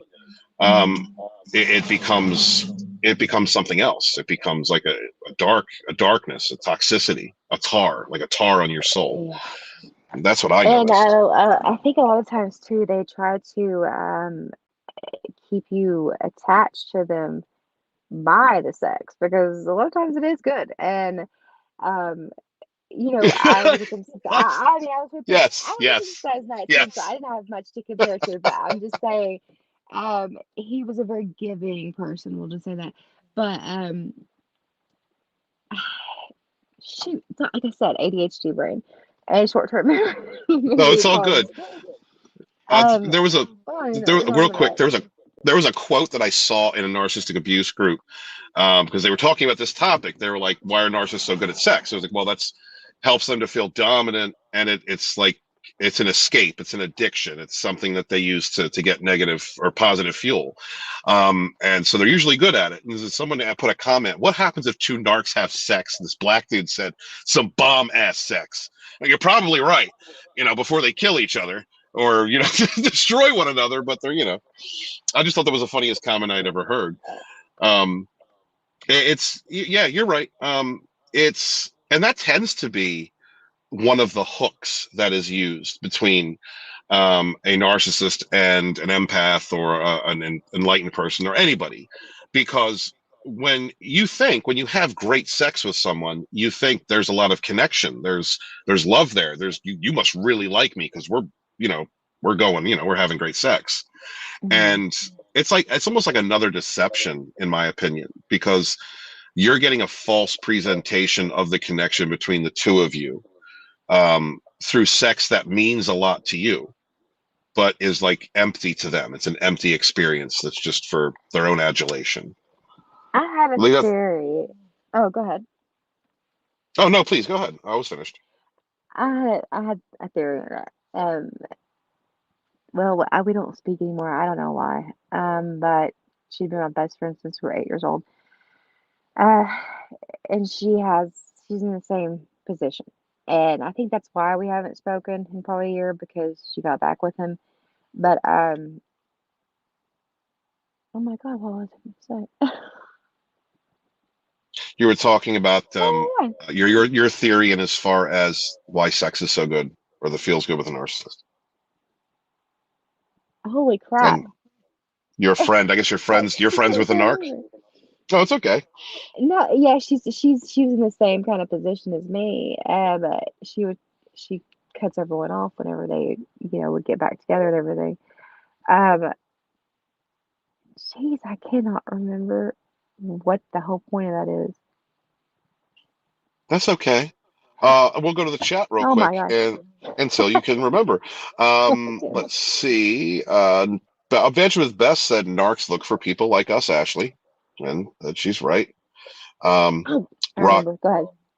Okay, Rock said that narcs love empaths for sure. Also says, let's see. Beth says I felt filthy afterwards and headed to the shower, even though I couldn't wash the feeling off. Yeah. Um, Deborah says it's a performance for them more than a fulfillment to the other person. And Yeah. Rock comments, yes, Deborah, absolutely selfish in every way. All right. All right. So go ahead, Ashley. Okay, so she and I were very much alike. And when we're with someone, we're completely loyal to them. So our bodies are not being used by anyone else. And I think it Beautiful. was like basically we are almost like what you would say a beard if the guy's gay or in the closet.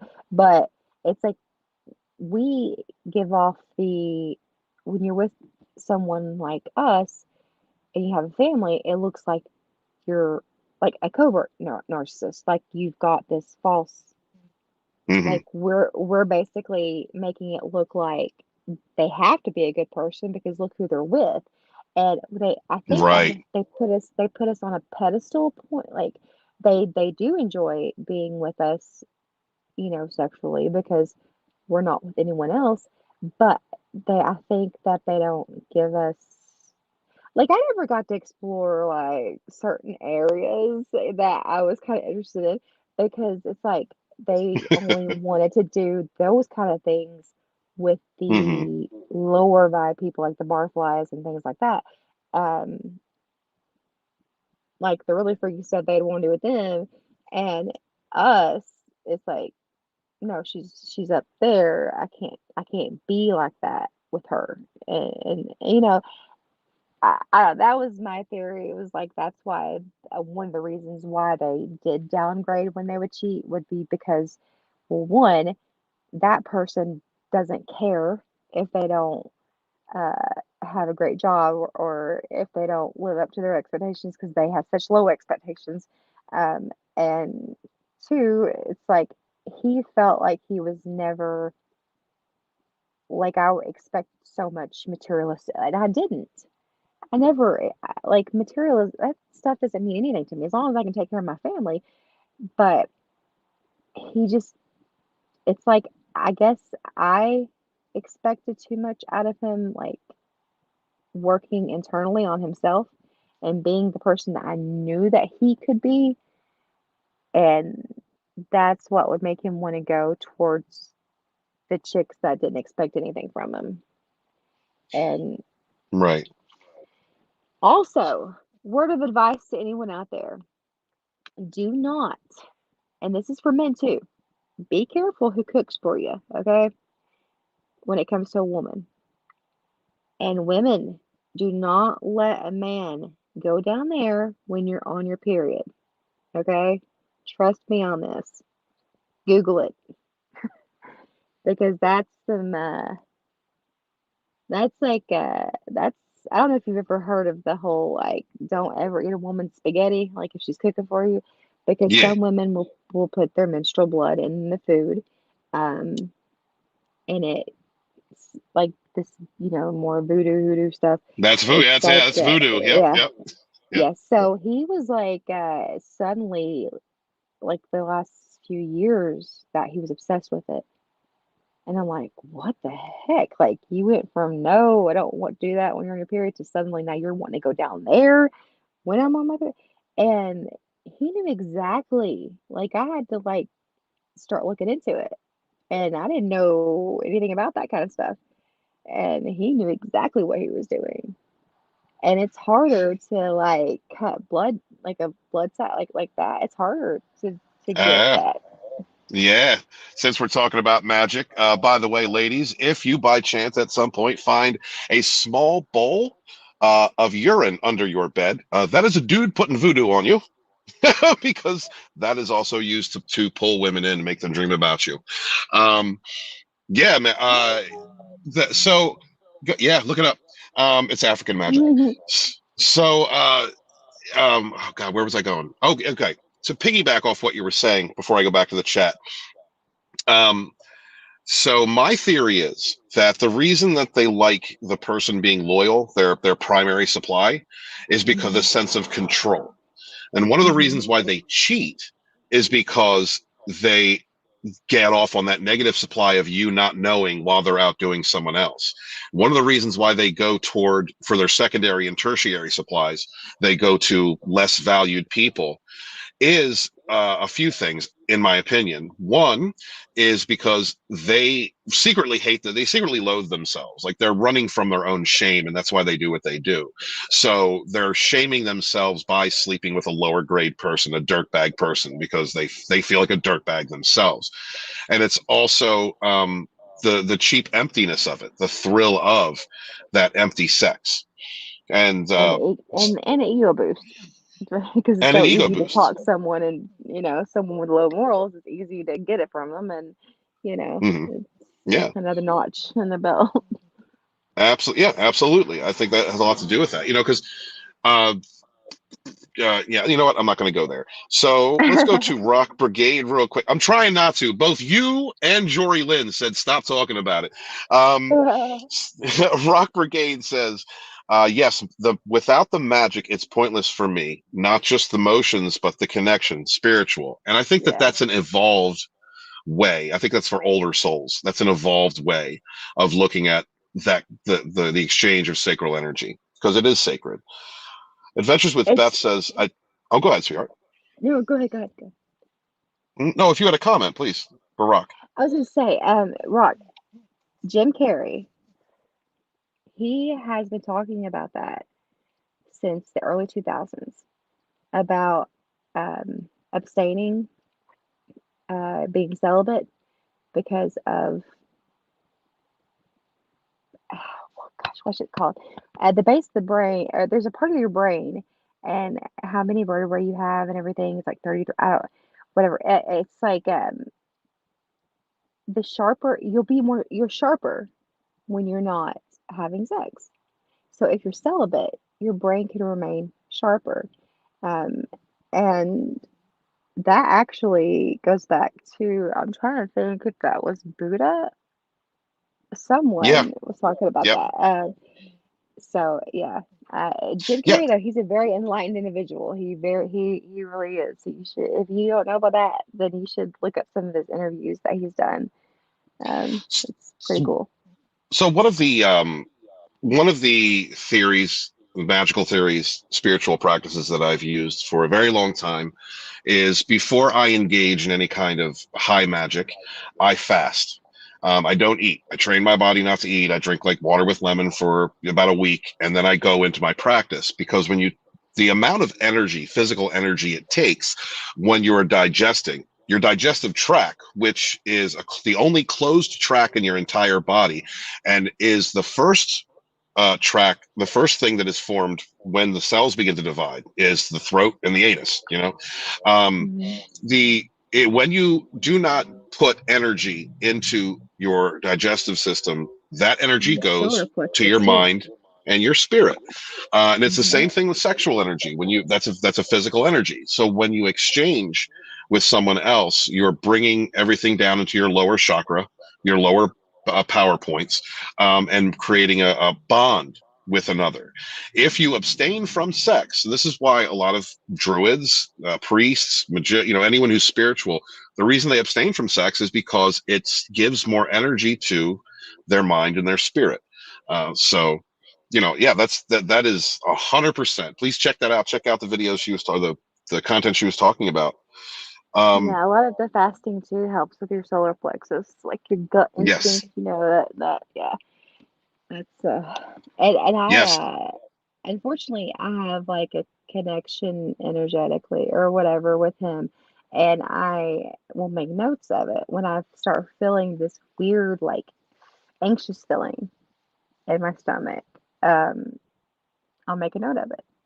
Look, And oh my, I'm I sorry, go ahead. write down what I'm thinking that it is, and it turns out that it usually always is what it is. So Ashley, after you give me the tarot card reading, and I talked to Jory Lynn, the medium, guys, please check out Jory Lynn. Look her up online. She's a psychic medium out of Daytona, Florida. When I talked, one of the first questions I asked her was, okay, I need to know, am I mentally or emotionally unstable, or am I under some kind of psychic connection attack? Because out of nowhere, I'll start thinking about my past experience and memories will come up, or I'll hear her. And Jory told me, she goes, no, that's psychic. That's a psychic Yeah, connection. yeah. Um, you've got to learn how to block that out, because that narcissist can be thinking about 10 different dudes in a day, but because you are sensitive, you're going to hear it. It's gonna, there's no filter there. So Mhm. yeah, that's It's legit. kind of I'm like actually it's kind of like when you go to text a person that you haven't texted all day and they text you right when you're about to hit send. right, right. That kind of thing. Like, yeah, we had that kind of connection, and it's very hard to get rid of it. It is, because it's you're Yeah. one of the part of the system of recovery that I kind of go through on Dragonstorm is understand you're under psychic attack. You're that narcissist is manic, especially if they're on meth or on some kind of drugs that like speed that makes them manic. They're blaming Mhm. everything on you. They're talking stories about you. They're smearing you. Everything that they did to you, they're telling everyone that you did to them. They're Mhm. conjuring your name. And it's a psychic attack. Carry around that quartz.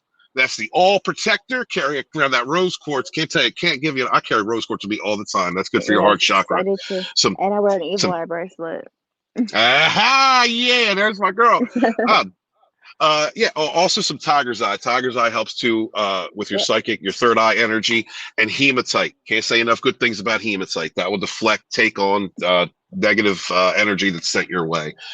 Um, yeah, so it's difficult. Sometimes, Ashley, it's difficult for me to talk about those things on this channel, not because I don't want to, but because like everyone's welcome here, and there are some people whose Mhm. upbringing hears those types of things and automatically Yeah. goes to Satan. Like Yes, Satan. It's like like me, I was raised Southern Baptist, so my family, it's like I don't even talk about it because they don't want to hear it. It's like, oh, that's the occult. I'm like, what are you talking? If you actually read the Bible, you know, it literally says, okay, I had a dream. I'm not talking too much, I'm sorry. But I had this dream, okay? And I'm sitting at this, it looks like the Last Supper type thing, but it's just females of all different ages. There's, I think, seven of us. And uh-huh. I overheard someone saying that they were going to have to give us some sort of gas to inhale so we won't remember. So I held my breath. And there's a man sitting at the table across from us, and he's reading the Bible. And uh, the only part that I remember him reading was when he opened it up, and it was Exodus, the book of Exodus. And he said, and it had an illustration on one page, and he was the man in the illustration. And now Wow. I grew up in church, so I was like Exodus. He goes and he says this to us. He says, "Not many people make it this far."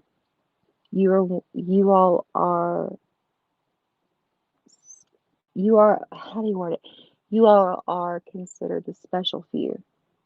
And I looked into Exodus after that, and that was the book of Moses, um, and that's when God comes to him and says to release, his children from Israel, and he says, "Well, what should I call you?"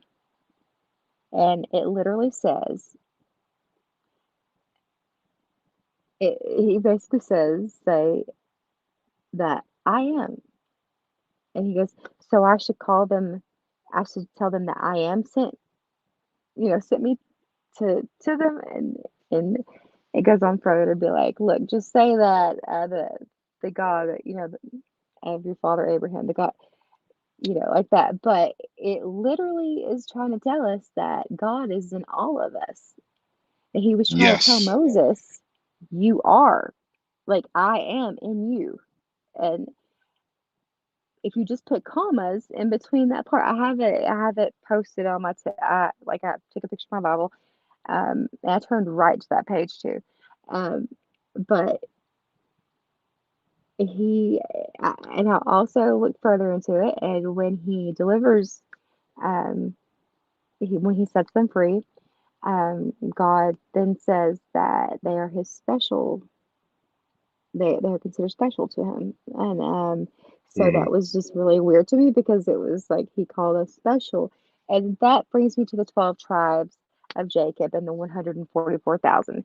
But I won't go any more into that. If you don't know anything about that, just look into it. Um, yeah. Yeah, that's a deep conversation. If you come back, we can definitely get into that.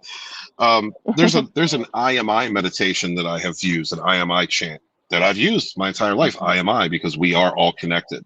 We are Yes. all a part of source. Hmm. Um, and one of the best quotes. I'm a sci-fi nerd. That came. One of my favorite quotes came from a character Delenn on the show Babylon 5, and she said, "We are all pieces of the universe attempting to understand itself." Like we are all connected, and like that is where I think a lot of them a lot of the issues that come from misunderstanding between others is that that person may be different than you or have a different outlook, but they are a part of you. There's connection there. You can learn from that experience. You're meant to learn from that experience. That's why we have individual experiences. Hmm. um, Moving on, Adventures with Bess said, I did the same thing, Ashley. He was much different in high school, but I remember those days. Speaking about the past. Let's see. Susie's here. What's up? Susie, another fellow, well, my sister, survivor and thriver out there from TikTok. Good to Hmm. see you. Thank you for being here, Susie. We got I am Ashley Black. I don't know if you're following her on TikTok, which her link is in the description. Please check that out. And if I still have any mods out there, if you could share those links out, I greatly appreciate that. Good to see you, sweetie. I'm sorry. I know I was supposed to call you today, but I've been busy. I will get up with you in a little bit. Okay. Um, let's see. Rock says, Ashley, I got poisoned for real. They have no boundaries. Whew. I Yeah. mean, I mean, technically, I guess I was poisoned too with fentanyl. So I could definitely do. I get you that's there. ins- that's insane. Susie says, I was given a tapeworm by my ex. Mm. Yeah, Susie's another a sister who um she was in I think it was almost about 20-year relationship with NarcEx, with her NarcEx. So she's on her Mm. healing journey. We've been talking here and there, messaging on TikTok for about as long as you and I have, on and off. And Mm. yeah, she's come a long way. She's healing, That's and I'm great. very proud of her. Yeah. Deborah says, how do you handle your anxiety, Ashley? Well, uh, I go to the beach. I call it my beach therapy. I'm from Tennessee, I'm from the Smoky Mountains, and I never felt at home there. I know that's weird. So when I had to come down here, I kind of I needed it. I knew my soul needed it. And I there's times when I feel like Okay, like I'm like literally at the point where I'm like bawling my eyes out. I'm not letting my kids see it, but I'm bawling my eyes out. Got so much going on in my head. I can't get my head to stop. And I'm like, I have to go to the beach. And I go to the beach and I make sure that I have my sandals off because I believe in grounding yourself. Um, because as Mm-hmm. kids, we would run around with no shoes on, and grounding myself and just feeling that the sand. And I'll sit there and just smell that salty air and just hearing the waves. So a lot of times I'll try to go on live, and I usually don't have very many people on there, but I just do that so others can, if they're connected like I am to the ocean, um, that they can kind of, I don't know, be a part of it too. But that's Mm-hmm. honestly, you have to go somewhere either through meditation, which when I was back in Tennessee, how I would meditate was I would envision myself in a kayak on a calm stream, laying back on it with my hands outstretched and my fingertips touching the water and looking up at the sky. And it would just, I would escape basically reality through meditation. And that's kind of what I do now, but I just sit there and I thank the universe and I thank my Heavenly Father and I thank I call her Mother God, Mother Earth, um, for me still being here, for giving me a second chance at life. And it's amazing how I can go from wanting to die, literally wanting to die, to uplifted. And a song, I don't know what, I listen to all kinds of music, man. I just saw Corey Taylor from Slipknot at the House of Blues for my birthday. So I listen to Nice. everything. I listen to everything. But a song that really got me through my dark times was Oceans by Hillsong United. Um, and it's basically how I relate to it was there were so many times I felt like I was drowning and there was no one there to help me. Um, and it just, I was watching the sunrise one morning over the ocean, and I was playing that song on my phone as it was coming up, and I was standing at the perfect spot where once it finally came over the horizon, it's like it just perfectly lined up with me. And it's like, I see you, God, you know, and I feel like I grew up in church. And I'm not downing church or religion, even though I think religion is man-made, but it's more about spirituality. Because God is a loving God. God is, all about love. But Mm-hmm. I feel more connected with God, with the divine, with when I'm in nature and when I'm experiencing a sunrise, a sunset, or just things like that, than I do inside of the building. And I hate to be like that because my papa, I love him to death. He's 90 years old, was a preacher for 60 something years, and I'm not saying that he's wrong or anything like that, but I just the last church I went to was non-denominational, and he even said, "You don't have to come inside of a building and listen to a man on a stage like me to worship. You can do that anywhere." Blessed be. And so I just that's my it's truly getting the sunshine. Getting the sunshine, that's proven that sunshine will make you feel so much better. And take your shoes off. I don't care how cold it is, take your shoes off. That water was cold yesterday, but I walked down to it and I put my feet in it. And but it's being in nature is what helps me. I can't Well, stay well inside all said. day. It just drains my, I don't know, it just makes me, I have to get out of my head. So I have I to go somewhere where it's quiet. very, very similar. I mean, yeah, I'm forest is the forest is where I go. And I used to go to a nice park that was next to water, get in the sunshine, just be a part of nature. And you're right, take your Hmm. shoes off, ground yourself.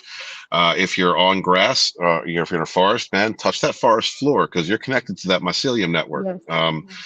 And the ocean is the represent. It's a part of emotion within us, so it's a wonderful Hmm. healer. Rock Brigade says celebrate for 6 months. I will never share myself with anyone unless they show me love, actions, not words. Hail, absolutely. Vegas Woman, That's one of our awesome. sister survivors and thrivers out there. Good to see you. Thank you so much for being here. Yeah, we're live. I occasionally do interviews with our brothers and sisters when I can. And today we're with Ashley Black. She has a TikTok called I Am Ashley Black. That is the link that I would like shared. It should be in the description. Beth, appreciate you. Thank you so much, sweetheart. Rock also says, "Hey, Ashley, thanks for sharing your story. You are brave, you are strong, and I appreciate you." Thank you so much, God. You know what? If you can find me on TikTok, you can also, it's under Earth Angel 444 as well. 'Cause there's a lot of Ashley Blacks, and there's several fake accounts of me, so beware of that. Um, but yeah, if you can find me on TikTok, because there's very few people that, honestly, if any of you guys can, I'm not just trying to get followed. I'm just saying I don't have very many people that understand, what we've been through, and they can't relate. So they don't have any kind of empathy or sympathy or anything towards it. It's just like, well, get over it. Look what they did to you. It's like, hello. So it's very nice to see other people. I mean, I hate that you all went through these things, but it's very nice to see that other people can relate. And I have no support system when it comes to that. So this has actually been very helpful for me. And I thank you very much for having me on here. You're very welcome. And I've said it And before, I'll say it 1,000 times. If you have not been through narcissistic abuse, you can't understand it. And I'm mhm. thankful you don't. Trauma bonding, baby. That's what it is. Yeah. Vegas Woman says, hey, or she's saying she's visiting her daughter at work. She hates dealing with narcs at work. They are so bitchy and demanding, even though they're in the wrong. Shaking my head. Narcs need their own island. Yes. Yes, Vegas Woman. Yes. Um, And she also says hi to Ashley and also says, I'm Mhm. driving, so my spelling is off. Well, stop texting while you're driving. Stop it. It's All right. dangerous. No, don't do that. Listen, hit the like button, and that's it. That's all you're allowed to do, Vegas Woman. All right. Thank you.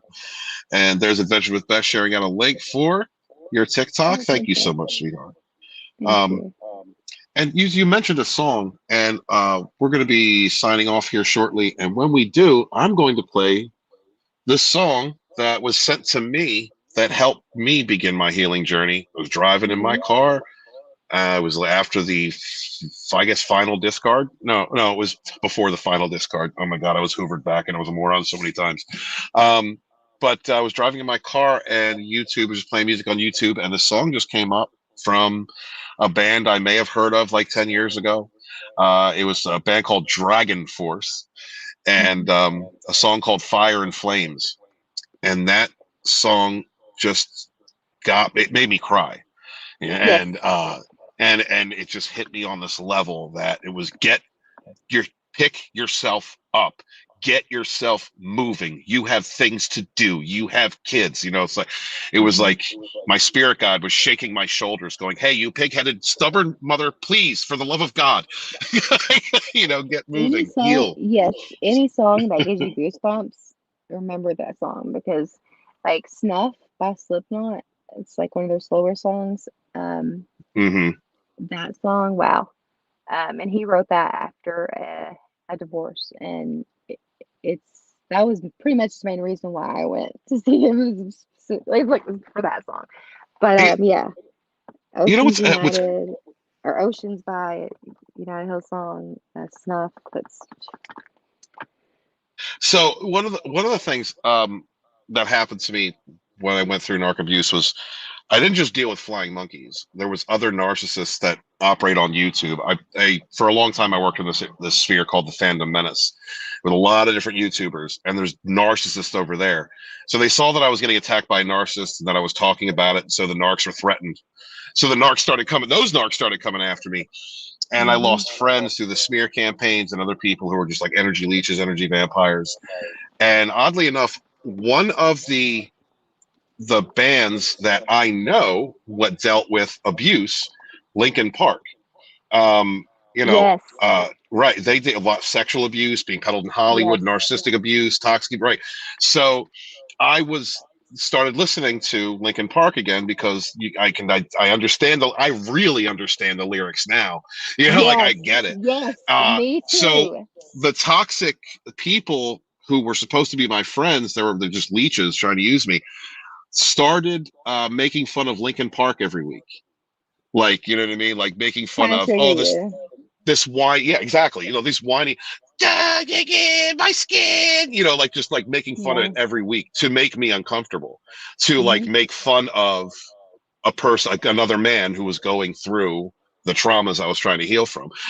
But yeah, Lincoln Park, guys, if y'all have not, don't, if you were never a Lincoln Park fan, listen to at least their first three albums.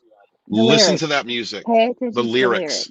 Yes. Yes, because he is talking about being peddled through the sex rings in Hollywood. He's talking Mm-hmm. about being preyed on by narcissists and sociopaths and toxic people, and it Mm-hmm. is very identifiable.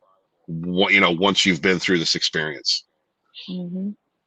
Yeah. There's even another Um, song that's actually called Vampire. It's a more like it just came out I think recently. I forget who sings it. Olivia Rodrigo. I'm not sure what her name is, but it's called Vampire. That song, uh, yeah, it's a good song. If it you're like a female, like it relates to like them draining your energy. It's about a narcissist, so I it's a pretty good isn't song. it it's so crazy when okay, so last night, right, one of the narcissists who targeted me, he still sends flying monkeys at me. um on the opening of his shows when he first started, he would show Comicus from, like, he's Comicus from Gladiator, if you guys have seen that movie Gladiator. i'm I was Okay, watching I've seen Gladiator. I've seen Gladiator. Now, which one is he? Because I know Comicus is the Joaquin. son that killed his father because his father wasn't going to make him emperor. Okay, and gotcha. then he Okay. and then he right and then he yeah. So I'm watching this movie again last night, and I'm like, oh my god, he's a fucking narcissist. Like everything from his shallow ego to him needing to exact vengeance if people don't understand him or listen to him. You know what I mean? Just, and like now I understand. Like it's weird. It's like, okay, this guy, this narc that's been coming after me for years, he was telling everybody, I'm this Mhm. person. You know, I'm a narcissist. Um, it's there's other things like what was it? The Wolf of Wall Street. I tried watching The Wolf of Wall Street. Used to love that movie because I like what's her name? I can't think of her name anymore. Oh my god. The one who played Harley Quinn. But I used to watch, and I like the actors in that movie. But I'm watching The Wolf of Wall Street, and it's triggering the shit out of me.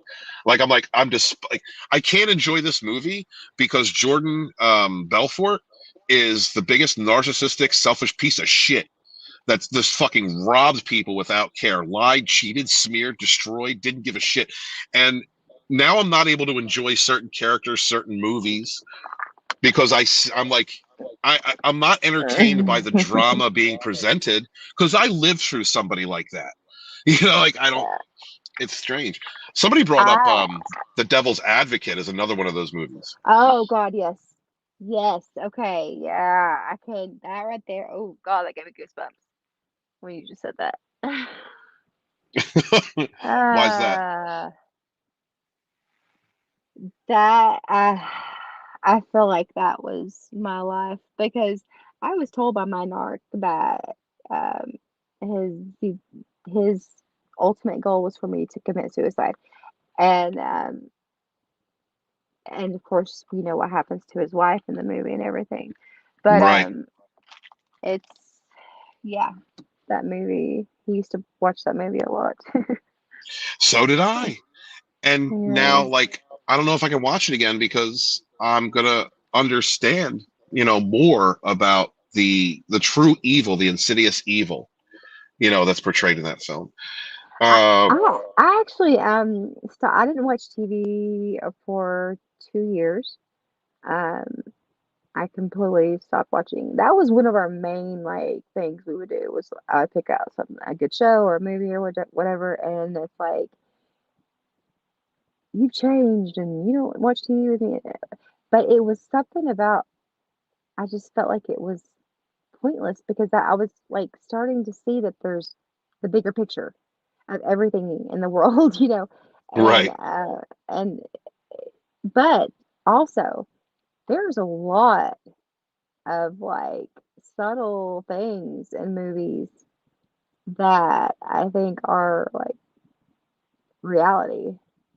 And I don't know if you get what I'm saying. Like, how they say the no, I Simpsons understand predict what you're. things and things like that. Yeah, But I think there's things that I mean, the freaking Matrix, dude. I- I'm telling you, there's something's up because oh, I agree. I Yeah, don't know if you've ever. you are going to I, have. We're going to have to talk again. We're going to have to do a whole other live stream on these topics alone, if you don't mind, because I know where you're going with this, and yeah, that's it. I can't get if you've into it, or I'm ever going to be here taken talking for an hour. hallucinogenic, if you've ever taken hallucinogenic, I take it depends mushrooms. on the person.